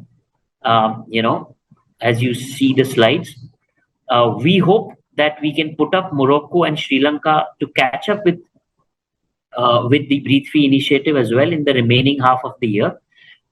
Morocco, our leads, we are aiming at about 30,000 leads and a patient conversion target of 10% on that, about 3,000 a year. The moment you are able to sort of drive this patient value back to the doctor, I'm sure it will act as a firewall and generate more value for doctors as well. Sri Lanka as well, also we have mentioned. We've had multiple rounds of conversation on the Cipla Medflix target, and we are particularly excited as we change the course of Medflix a little bit from a pure content built by Cipla to a content now built by associations, accredited by associations, and certified by big societies. So it will be a far superior high science game. And as we go along in November, December, you will be able to provide to your doctors some real good, hand-picked content, for your doctors and enroll them into these sessions, right? We have already tied up with Chest Institute, an aspirational content that everyone seeks. And is also expensive. So we are investing in that content, and I'm sure that investment will be spoken back to your doctors. We are also trying to, have this content in multiple languages. We've heard that feedback from Algeria and Morocco, where you wanted content in French. We're bringing that content in French as well to you, so that it makes it that much more relevant. So, with all those investments and changes and feedbacks, we hope that you can, drive higher engagement time, higher value, and also at the same time, all local webinars that you conduct in your own countries, you can bring it on Cipla Medflix and take it out to the globe. The attendance numbers, we are cognizant of the fact that doctors are short of time, but we hope that we can, surpass our records of HSS 16, and keep, growing on that from, going further. Right. Some key points to mention here is we would expect that every rep brings in about 9 new doctors to enroll onto Cipla Medflix every month. Not a very big number from a large list. Have one live webinar a month, which is taking place in your local country. 2 user-generated videos. If you can engage with doctors and they have a point to we'll take this doctor out to the globe. And local association tie-up with a philosophy of building credible content onto Medflix.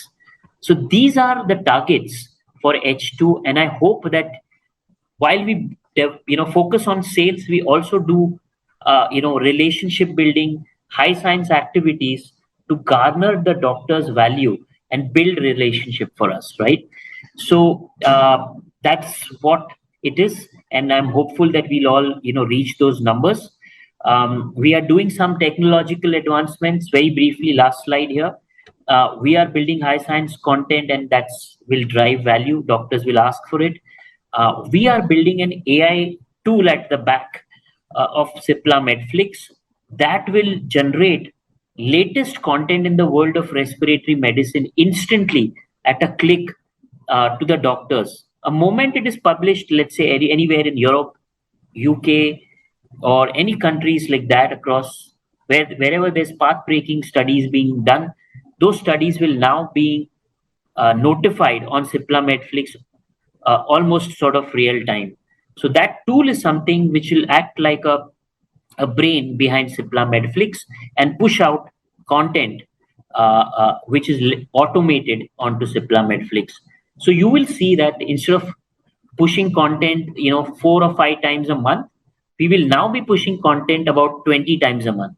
So more content, more real-time notifications through this tool called as Crux. It's an automated AI led brain that will power up Cipla Medflix. So that's something that we're doing at a content level, right? So that's it from my end. I have exceeded my time a little bit. I hope that some of these path-breaking activities that we are trying to build will help you take this value down to your doctors and give them enriching content, enrich your conversations with them, and eventually everyone wins in this conversation. I wish you all the best. Push the pedal on H2 in all ways, and all the best. Thank you. Looking at this segment, it's pretty clear that there are no boundaries and borders in the digital era, and we all are evolving. Thank you so much, Kiran, for taking up that piece. Next up, we have the medical affairs team who supports us day in and day out. Without further delay, let's welcome Mr. Anirudh Mukhopadhyay and understand how medical affairs team is going to support us in H2.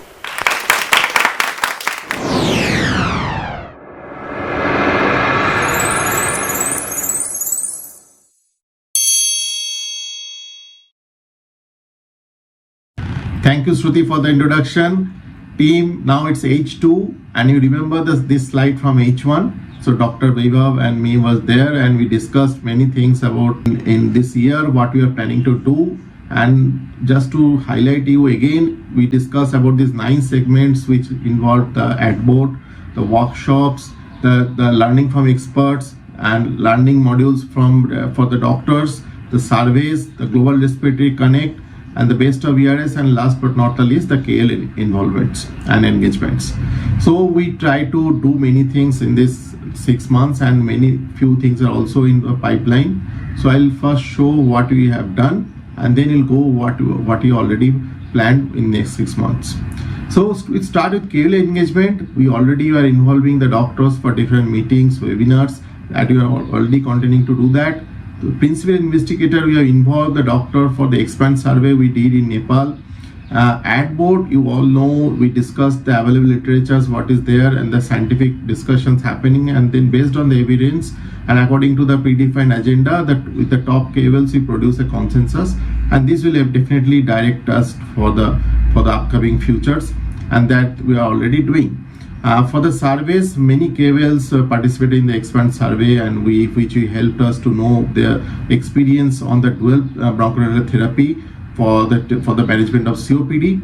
Poster presentation, we involved Dr. Ramesh Chokhani from Nepal, a key opinion leader, and he presented the poster in the recent 2023 year's conference. Opinion polls are regularly we've been doing for the doctors, and we take opinion polls which will help us to direct the planning for our CMEs, the HSS programs, the Cipla Netflix app, and you understand the need and prepare the plans for the future. And presentations and articles, whenever you are requesting, we are sending on timely manner based of what is been there with us, and then it will helping you obviously for the doctors who are again using them for different CMEs and upgrading their own knowledge. And last but not the least, the new product development and portfolios and product launches, we are already taking guidance from them, and we are pre-launch, we are planning different modules and which are helping us to do a successful launch for the products. Now coming to the therapy shaping, now you know ad boards we already told. So we did 3 ad boards in this 6 months, and 2 in Morocco, 2 in Sri Lanka, and 1 in Australia. And we're already planning 1 or 2 again for a few other countries. Global Respiratory Connect, we engaged Professor Arnon Bordwin, which is a very well-known scientific committee member for GINA, and we disseminated the GINA 2023 strategy report immediately after the official launch in the website. For Healthcare Superstar, we did a cough series of 2 episodes, and we bring them the world-class who's who, Professor Morris and Professor McGravy, who are the best in the cough field. And we have 1 episode also on the inhalation episode related to perfecting the puff, and we brought world-class 2 key opinion leaders in the field of inhalation devices, Professor Lavroni and Professor Christine, that you already witnessed in the launch of Healthcare Superstar. Now Cipla Netflix, we have touched upon more than 200 content, and we regularly updating contents every month related to spotlights as news and articles with a different perspective of infographics and the presentations for the doctors who can use for the CMEs, and also different webinars which are being launched from time to time for their doctors to go through and build their knowledge and increase their knowledge. Patient education is always a key component for us, and we are already supporting to the team Nepal and team Morocco to build the breath-free websites based on the content whatever is required, and we are doing so from time to time.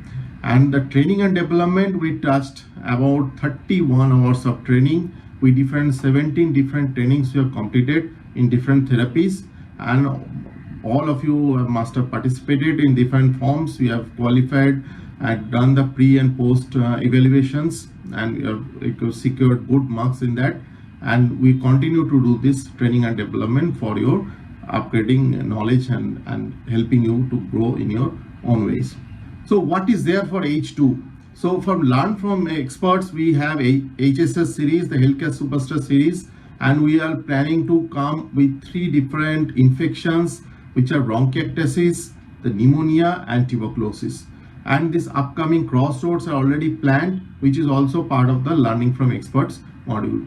The Global Respiratory Connect, like Gina, what I told, now it's gold. We are about to come in month of November, and very soon we are about to launch this with immediate effect from the launch of the gold strategy report online, and we'll do a big launch for your doctors immediately. Coming for the surveys. Now survey, as you know, we already done regularly. Now a big survey is about to come. So allergic rhinitis is one field where all of you have different products, but we thought to merge that with asthma, and then AR asthma link survey is about to come in different countries, and I'm about to launch that to all of you, and we'll be discussing soon. One more survey which is on cardiovascular field are also going to be launched in Nepal. So that is also in the plan. Now for workshop, very interesting workshop, which is a case-based workshop we already planned for in the Crossroads. So the previous day of the Crossroad, we'll have a workshop of the most important diseases like obstructive airway disease, which involve asthma and COPD, bronchiectasis, and also idiopathic pulmonary fibrosis. For ERS, the poster of ERS 2024 on this air asthma link, once we complete, we'll definitely try to put it through for this next year's ERS, and we hope definitely we'll get selected, because this content and the questionnaire what you have already built, it's quite interesting. And also there will be a briefing of the what is been discussed in the ERS, which has already been planned, and that will be soon we'll be discussing with all of you. And just to give few highlights for this ERS, I like to put 2 more minutes on ERS. So these are the few highlights you can see on this slide. So GSK stressed the importance of treatable traits and precision medicine in asthma management, and the global decline in asthma mortality has plateaued. So one of the reasons is uncontrolled asthma due to ICS non-adherence, despite the guidelines mediating its use. GSK also highlighted the importance of keeping patient characteristic in mind during the asthma treatment, and as this is the factor which determines the success of the therapy. So they are also in favor of the shared decision-making approach, where the patient is equally important in deciding the therapy and are conducting studies to determine the same. Now there was a lot of talk regarding moving you from symptom control to remission in asthma. So Sanofi sponsored a few of those talks, and they highlight that on-treatment clinical remission is the new target in asthma beyond disease control and is fairly achievable. Now Sanofi also talked about the precision medicine, where they discussed the importance and predict the prevent approach in asthma management instead of damage control. Now this is a very proud moment for Cipla, and all of you like to clap for it. Our poster got presented in ERS 2023. Now this Expert survey, which is the experience of clinicians on dual bronchodilator therapy, was designed to evaluate the current perception and experience of clinicians in Nepal on using dual bronchodilator therapy for the management of COPD. Now a total of 96 clinicians were engaged on this, and it concluded that formoterol tiotropium combination is a preferred by most of them among all the LABA-LAMA combinations. So here I like to take a pause and over to Shruti. Thank you. Thank you so much, Anirudh. Your presentation has actually given us a very clear understanding on the big plans on medical for H2. So there is a nice saying, we rise by lifting others, which is said by Robert Ingersoll. Our next segment, which is human resources function, does exactly the same. On that note, let's call upon Ms. Priyanka Khandelwal from the HR team.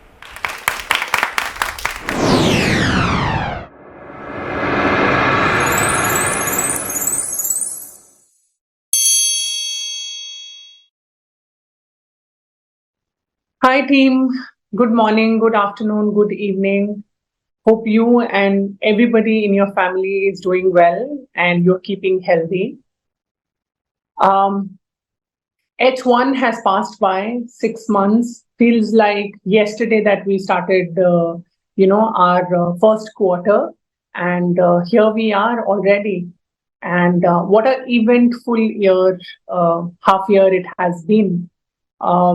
Starting from various different aspects that we have ensured that we rightfully invest in, starting from building a solid ecosystem within the country, ensuring that they say the foundation of every business is with the people you hire. So there has been a lot of focus on hiring the right people.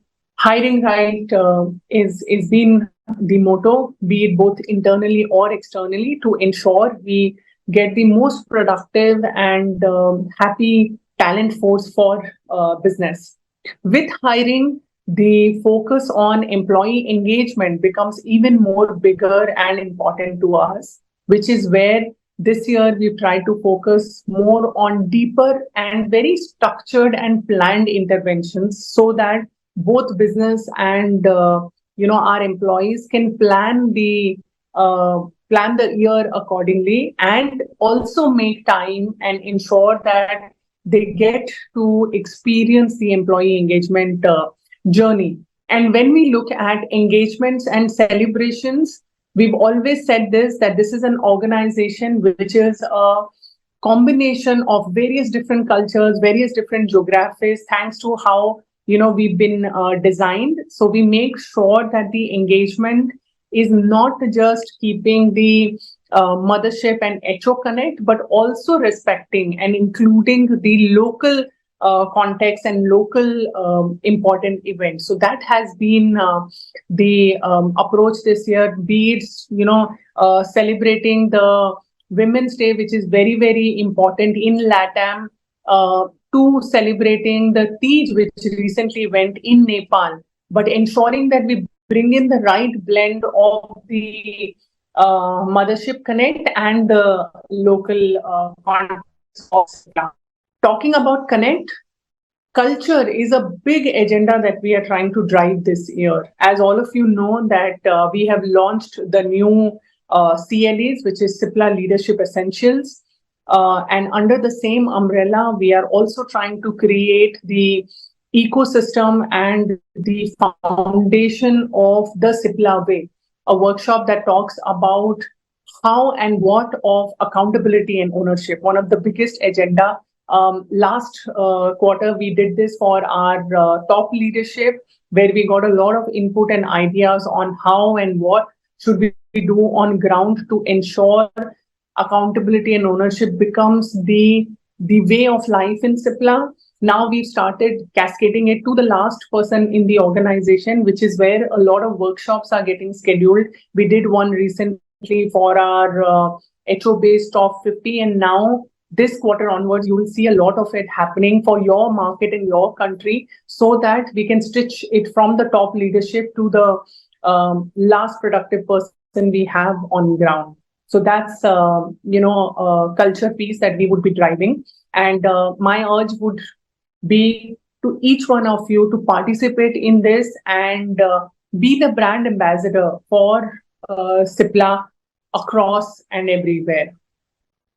Talking about the building blocks, as you know, training and capability building continues to be one of our favorite agenda.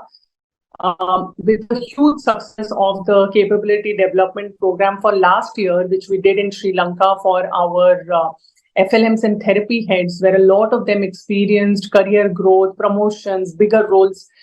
It gave us the confidence to do it this year again for the medical delegates, and we launched it a couple of weeks ago.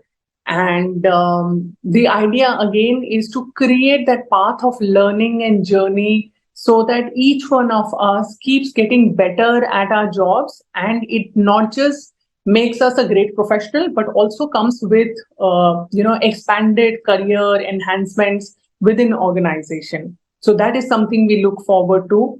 Other than this, again, as I said, this year we are trying to do everything in a calendarized way. We've also gone ahead and launched the training calendar for across DTM with a combination of both behavior and functional capabilities. So this is the three major blocks that we've always tried to keep our focus on. And thank you so much, each one of you, for being a partner with me when I'm doing this, be it my immediate team, which is Chaturanga in Sri Lanka and Nestor in Colombia. But even the business, you guys have been, without you, I don't think we've been able to do this, because the ideas and the ground reality is what makes these interventions and these initiatives so much more impactful. The key milestones for this year, we just spoke about the capability program, is one big thing which is very, very close to my heart.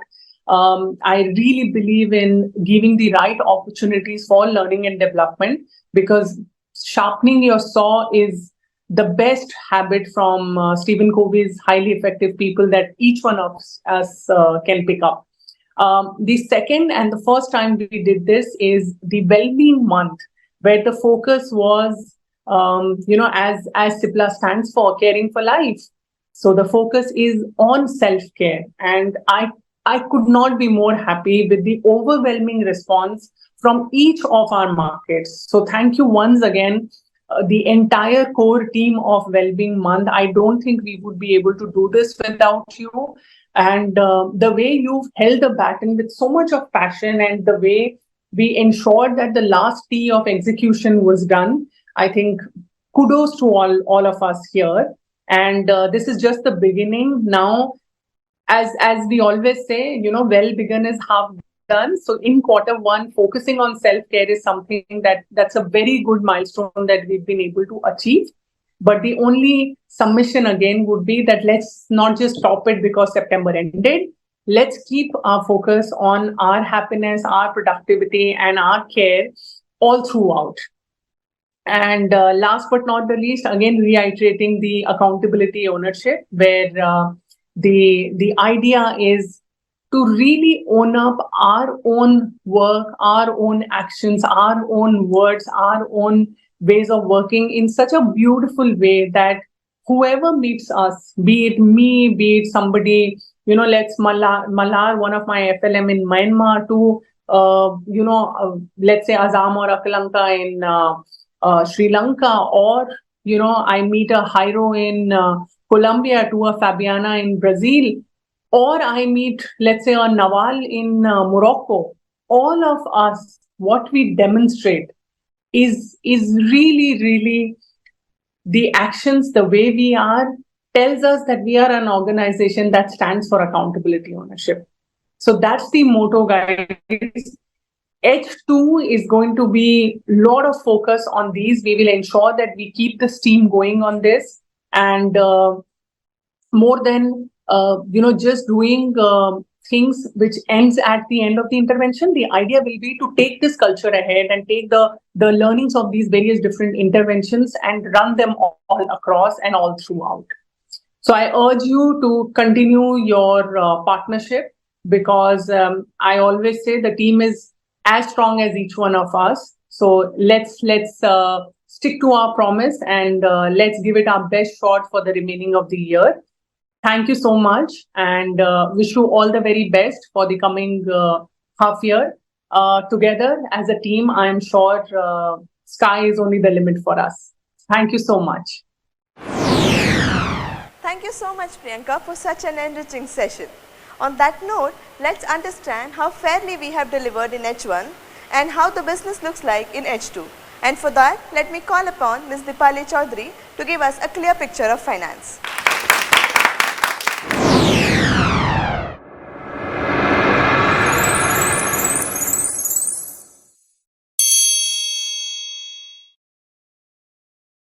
Hi, good morning, good afternoon, everyone.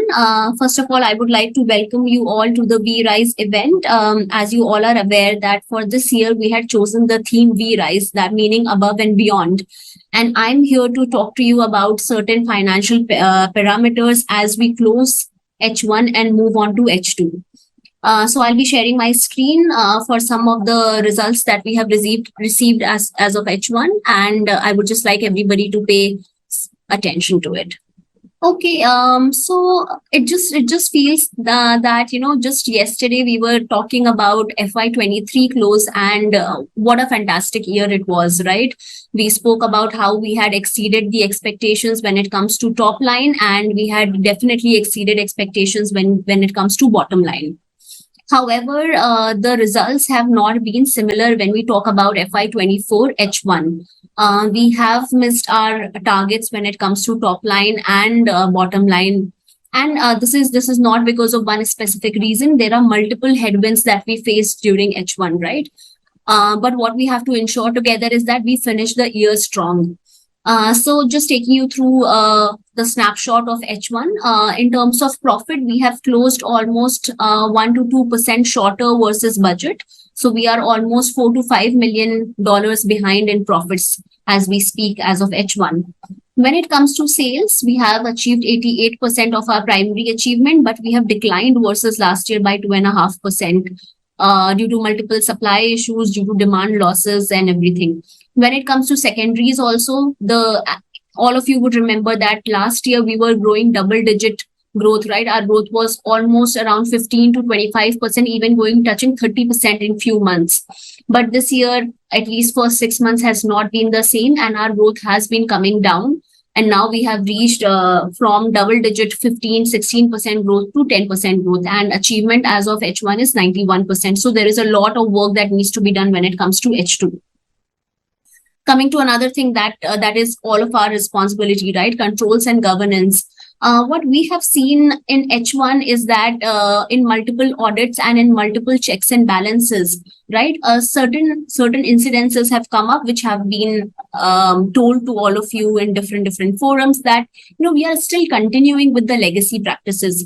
So my guidance to everyone here is that please question everything that you have been doing in your tenure, right? Because once we do the things in our way, that becomes our own practice. Once we have taken the business in our hands, we can no longer say that this was getting continued from the past. So question each and everything. And if you have a doubt, please raise it to the finance or the relevant stakeholders, right?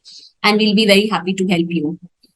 We have also been faced with a lot of price decreases in H1, and it will continue for rest of the H2 as well. We have had a hit of Sri Lanka. In Sri Lanka, the Forex improved slightly and the price dropped by almost 30 to 40%. And in Colombia as well, the main product, lenalidomide, right, there was a price erosion there as well. Talking about the old dues, I think we have been diligent in collecting the dues from our partners, but there is a long way to go. However, very happy to report that there was almost $0.7 million across Algeria and Sri Lanka that we had written off, but now we have collected that. So that's a positive benefit to the PNL.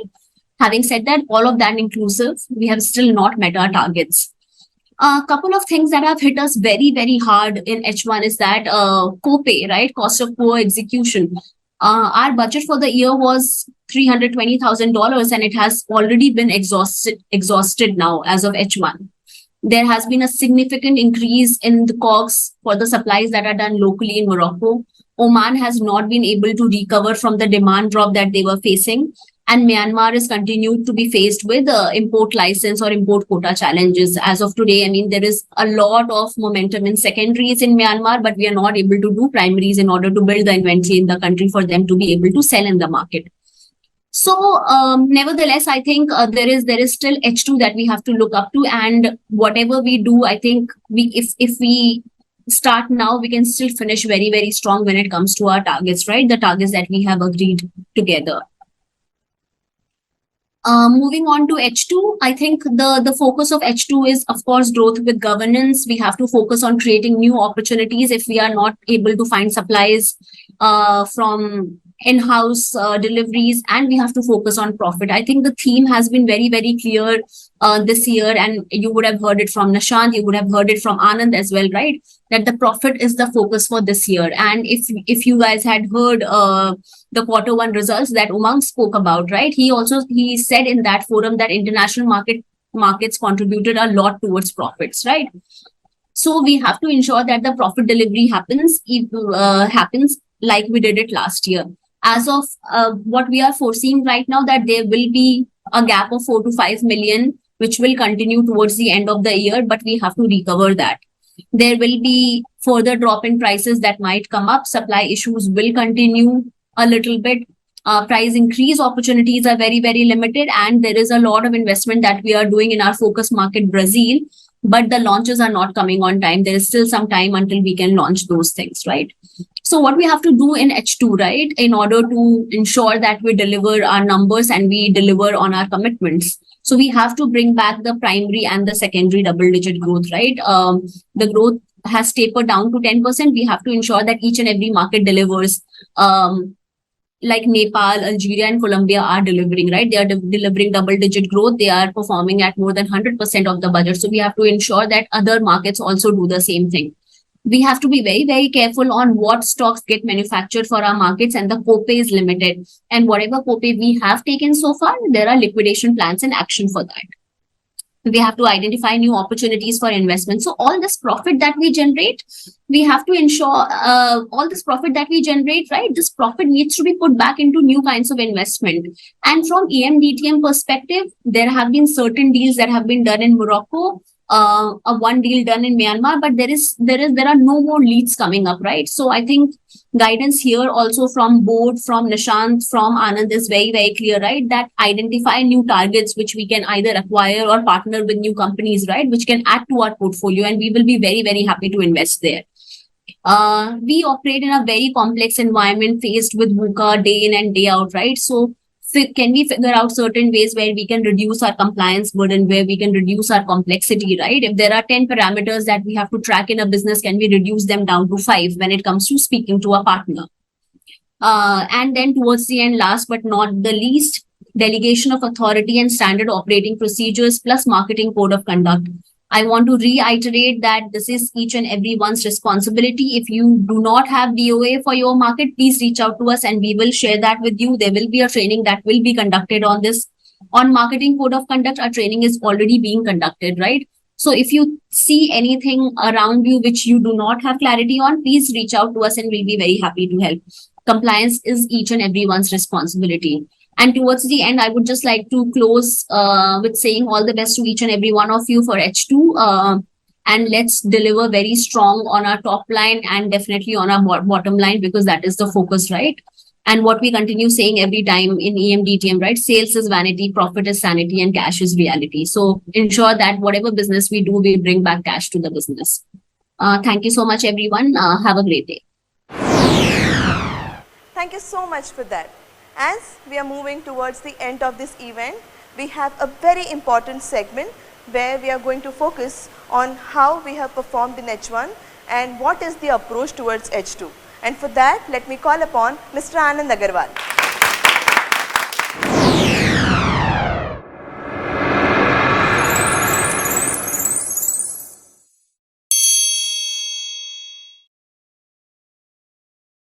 Hi everyone, I welcome all of you in this V-Rise session.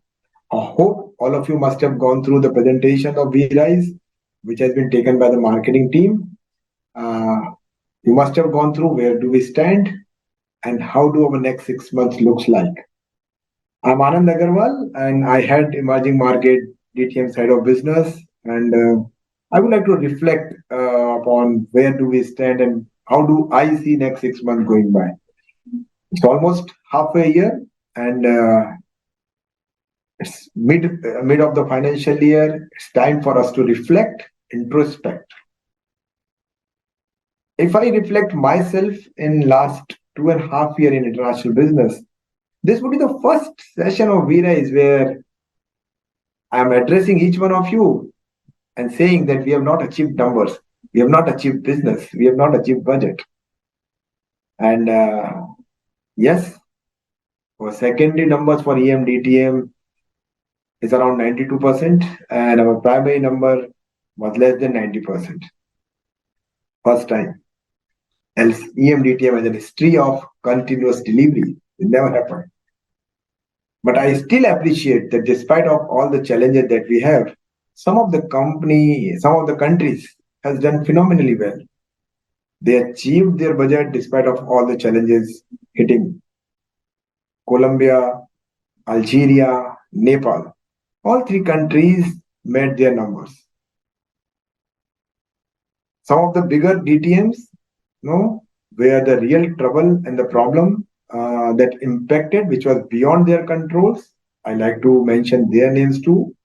Morocco, though they achieved their respective products targets, but they couldn't able to meet the overall number because of lots of challenges with supplies. Sri Lanka had impacted because of the price reductions that they had to do it. It's a government regulations. Myanmar, we are in huge in-license issues, but there are demand issues too. Oman, we have big hits in terms of the demands. I think we have to revisit the whole piece that how can we build up the demand again. I heard this season has impacted them badly. Malaysia, we have a mixed bag. We have supply issues, but as well as demand issues too. Brazil, we had an issue of delayed launch, but we still couldn't able to meet the aspiration we set up for the product that we launched, Delegates. So those are some of the impact that we had in each country. But we are in business. A business is never be a straight line. It will always have plus and minuses. It will always have good times. It will always have challenging times too.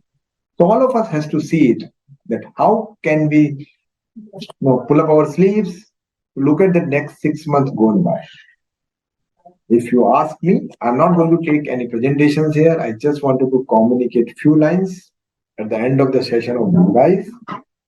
That I still believe the process is the most important aspect of any business. I request all the representative on the ground, all the sales executive on the ground to ensure that they follow the process, they follow the basics of work. And there is no alternative. Continue visiting your customers regularly, keep creating demands, generating new prescription, ensuring your lead parameter in shape, what is asked. Continuously feeding the profiling of the doctors. Continuously feeding where your doctor's prescriptions lies. How's my territories? How's my headquarters? HM is increasing. That's what I look forward to. Spend time in doctor's clinic, talking to them, spending time with knowing about your products so that you can discuss better. So I would say that this is what I expect from every representative, every executive on the ground. From the leadership side, from the managers who lead the team, I look forward that they should constant focus on a monthly governance of review. Monthly governance of review must be deeper, must be very clear, so that whatever strategies that all of you have been deciding in your country must be followed on the ground. Whether it is lead parameter, whether it is P1, P2 promotion, whether it is doctors discussion, whether it is engagement of the customer, make sure yearly planners, they are adhered well and the lead parameters are in shape. Please keep reviewing every month. That is the first thing that I expect from the leaders. The second thing that I expect that every leader should be looking at is that keep visiting what are the new business opportunities, specifically sales heads, country heads. They must keep evaluating what is there in the country which can bring new business, because you will always have a challenge. I would not say that there will not be a challenge in H2. There would be challenge. There will be supply challenges. There will be quality issues. There will be batch releases. There will be delay in the launch. Those will be the part of the business. But as a head of country, keep scouting, keep searching what are the business opportunities in the country. Like I appreciate, we could able to dig deep and find opportunity with DLT in Myanmar. We could able to tie up with a local company there, and we'll be commercializing that product. I appreciate Morocco in terms of signing off 2-3 brands. Co-amoxiclav with a company in Morocco. We are doing cloning of 2-3 CNS product with a local company there. So I think these are the opportunities that we have to keep scouting. Keep hunting if any drugs is out of stocks. Let's say in Colombia, Brazil, Morocco, Algeria, anywhere the government need an X product and if Cipla can supply it, or if we can fast track registrations, keep an eye on those opportunities in the market. That's what my ask from the country managers. So that was the second ask, that hunt for the newer business opportunities. Engage our portfolio team, engage our BD team to take the discussion forward. I spoke with Sri Lanka also to find out some of the opportunities with the local companies. Can we do manufacturing there? Can we tie up with some of the companies and get a cloning there? So those are the possibilities there in Sri Lanka. Keep hunting for newer opportunities. The third piece that I wish the leaders to be mindful about the whole implementation of digital framework in our countries. No, as we have a full-fledged digital infrastructure in head office with Kiran, Nishan, Pratik, all leading the whole Cipla, Netflix, and Breathe Free. I wish all of you should be very, very mindful and actively participate to take Cipla, Netflix, and Breathe Free in your respective countries a level up. So they will be reaching out to you to devise the whole planning. We have a robust planning to make Cipla Breathe Free to next level. Nepal, Morocco, Sri Lanka. These are three big DTM markets, and we are expanding our Breathe Free there with influencer campaigns to lots of technological advancement there. So we have been looking forward that take leadership role in entire expansion of this whole digitalization in EMDTM. So that's the way you create a firewall against competitions. The fourth thing that I would request all the leaders, to keep reviewing the portfolio side of it. I think the portfolio is very, very important.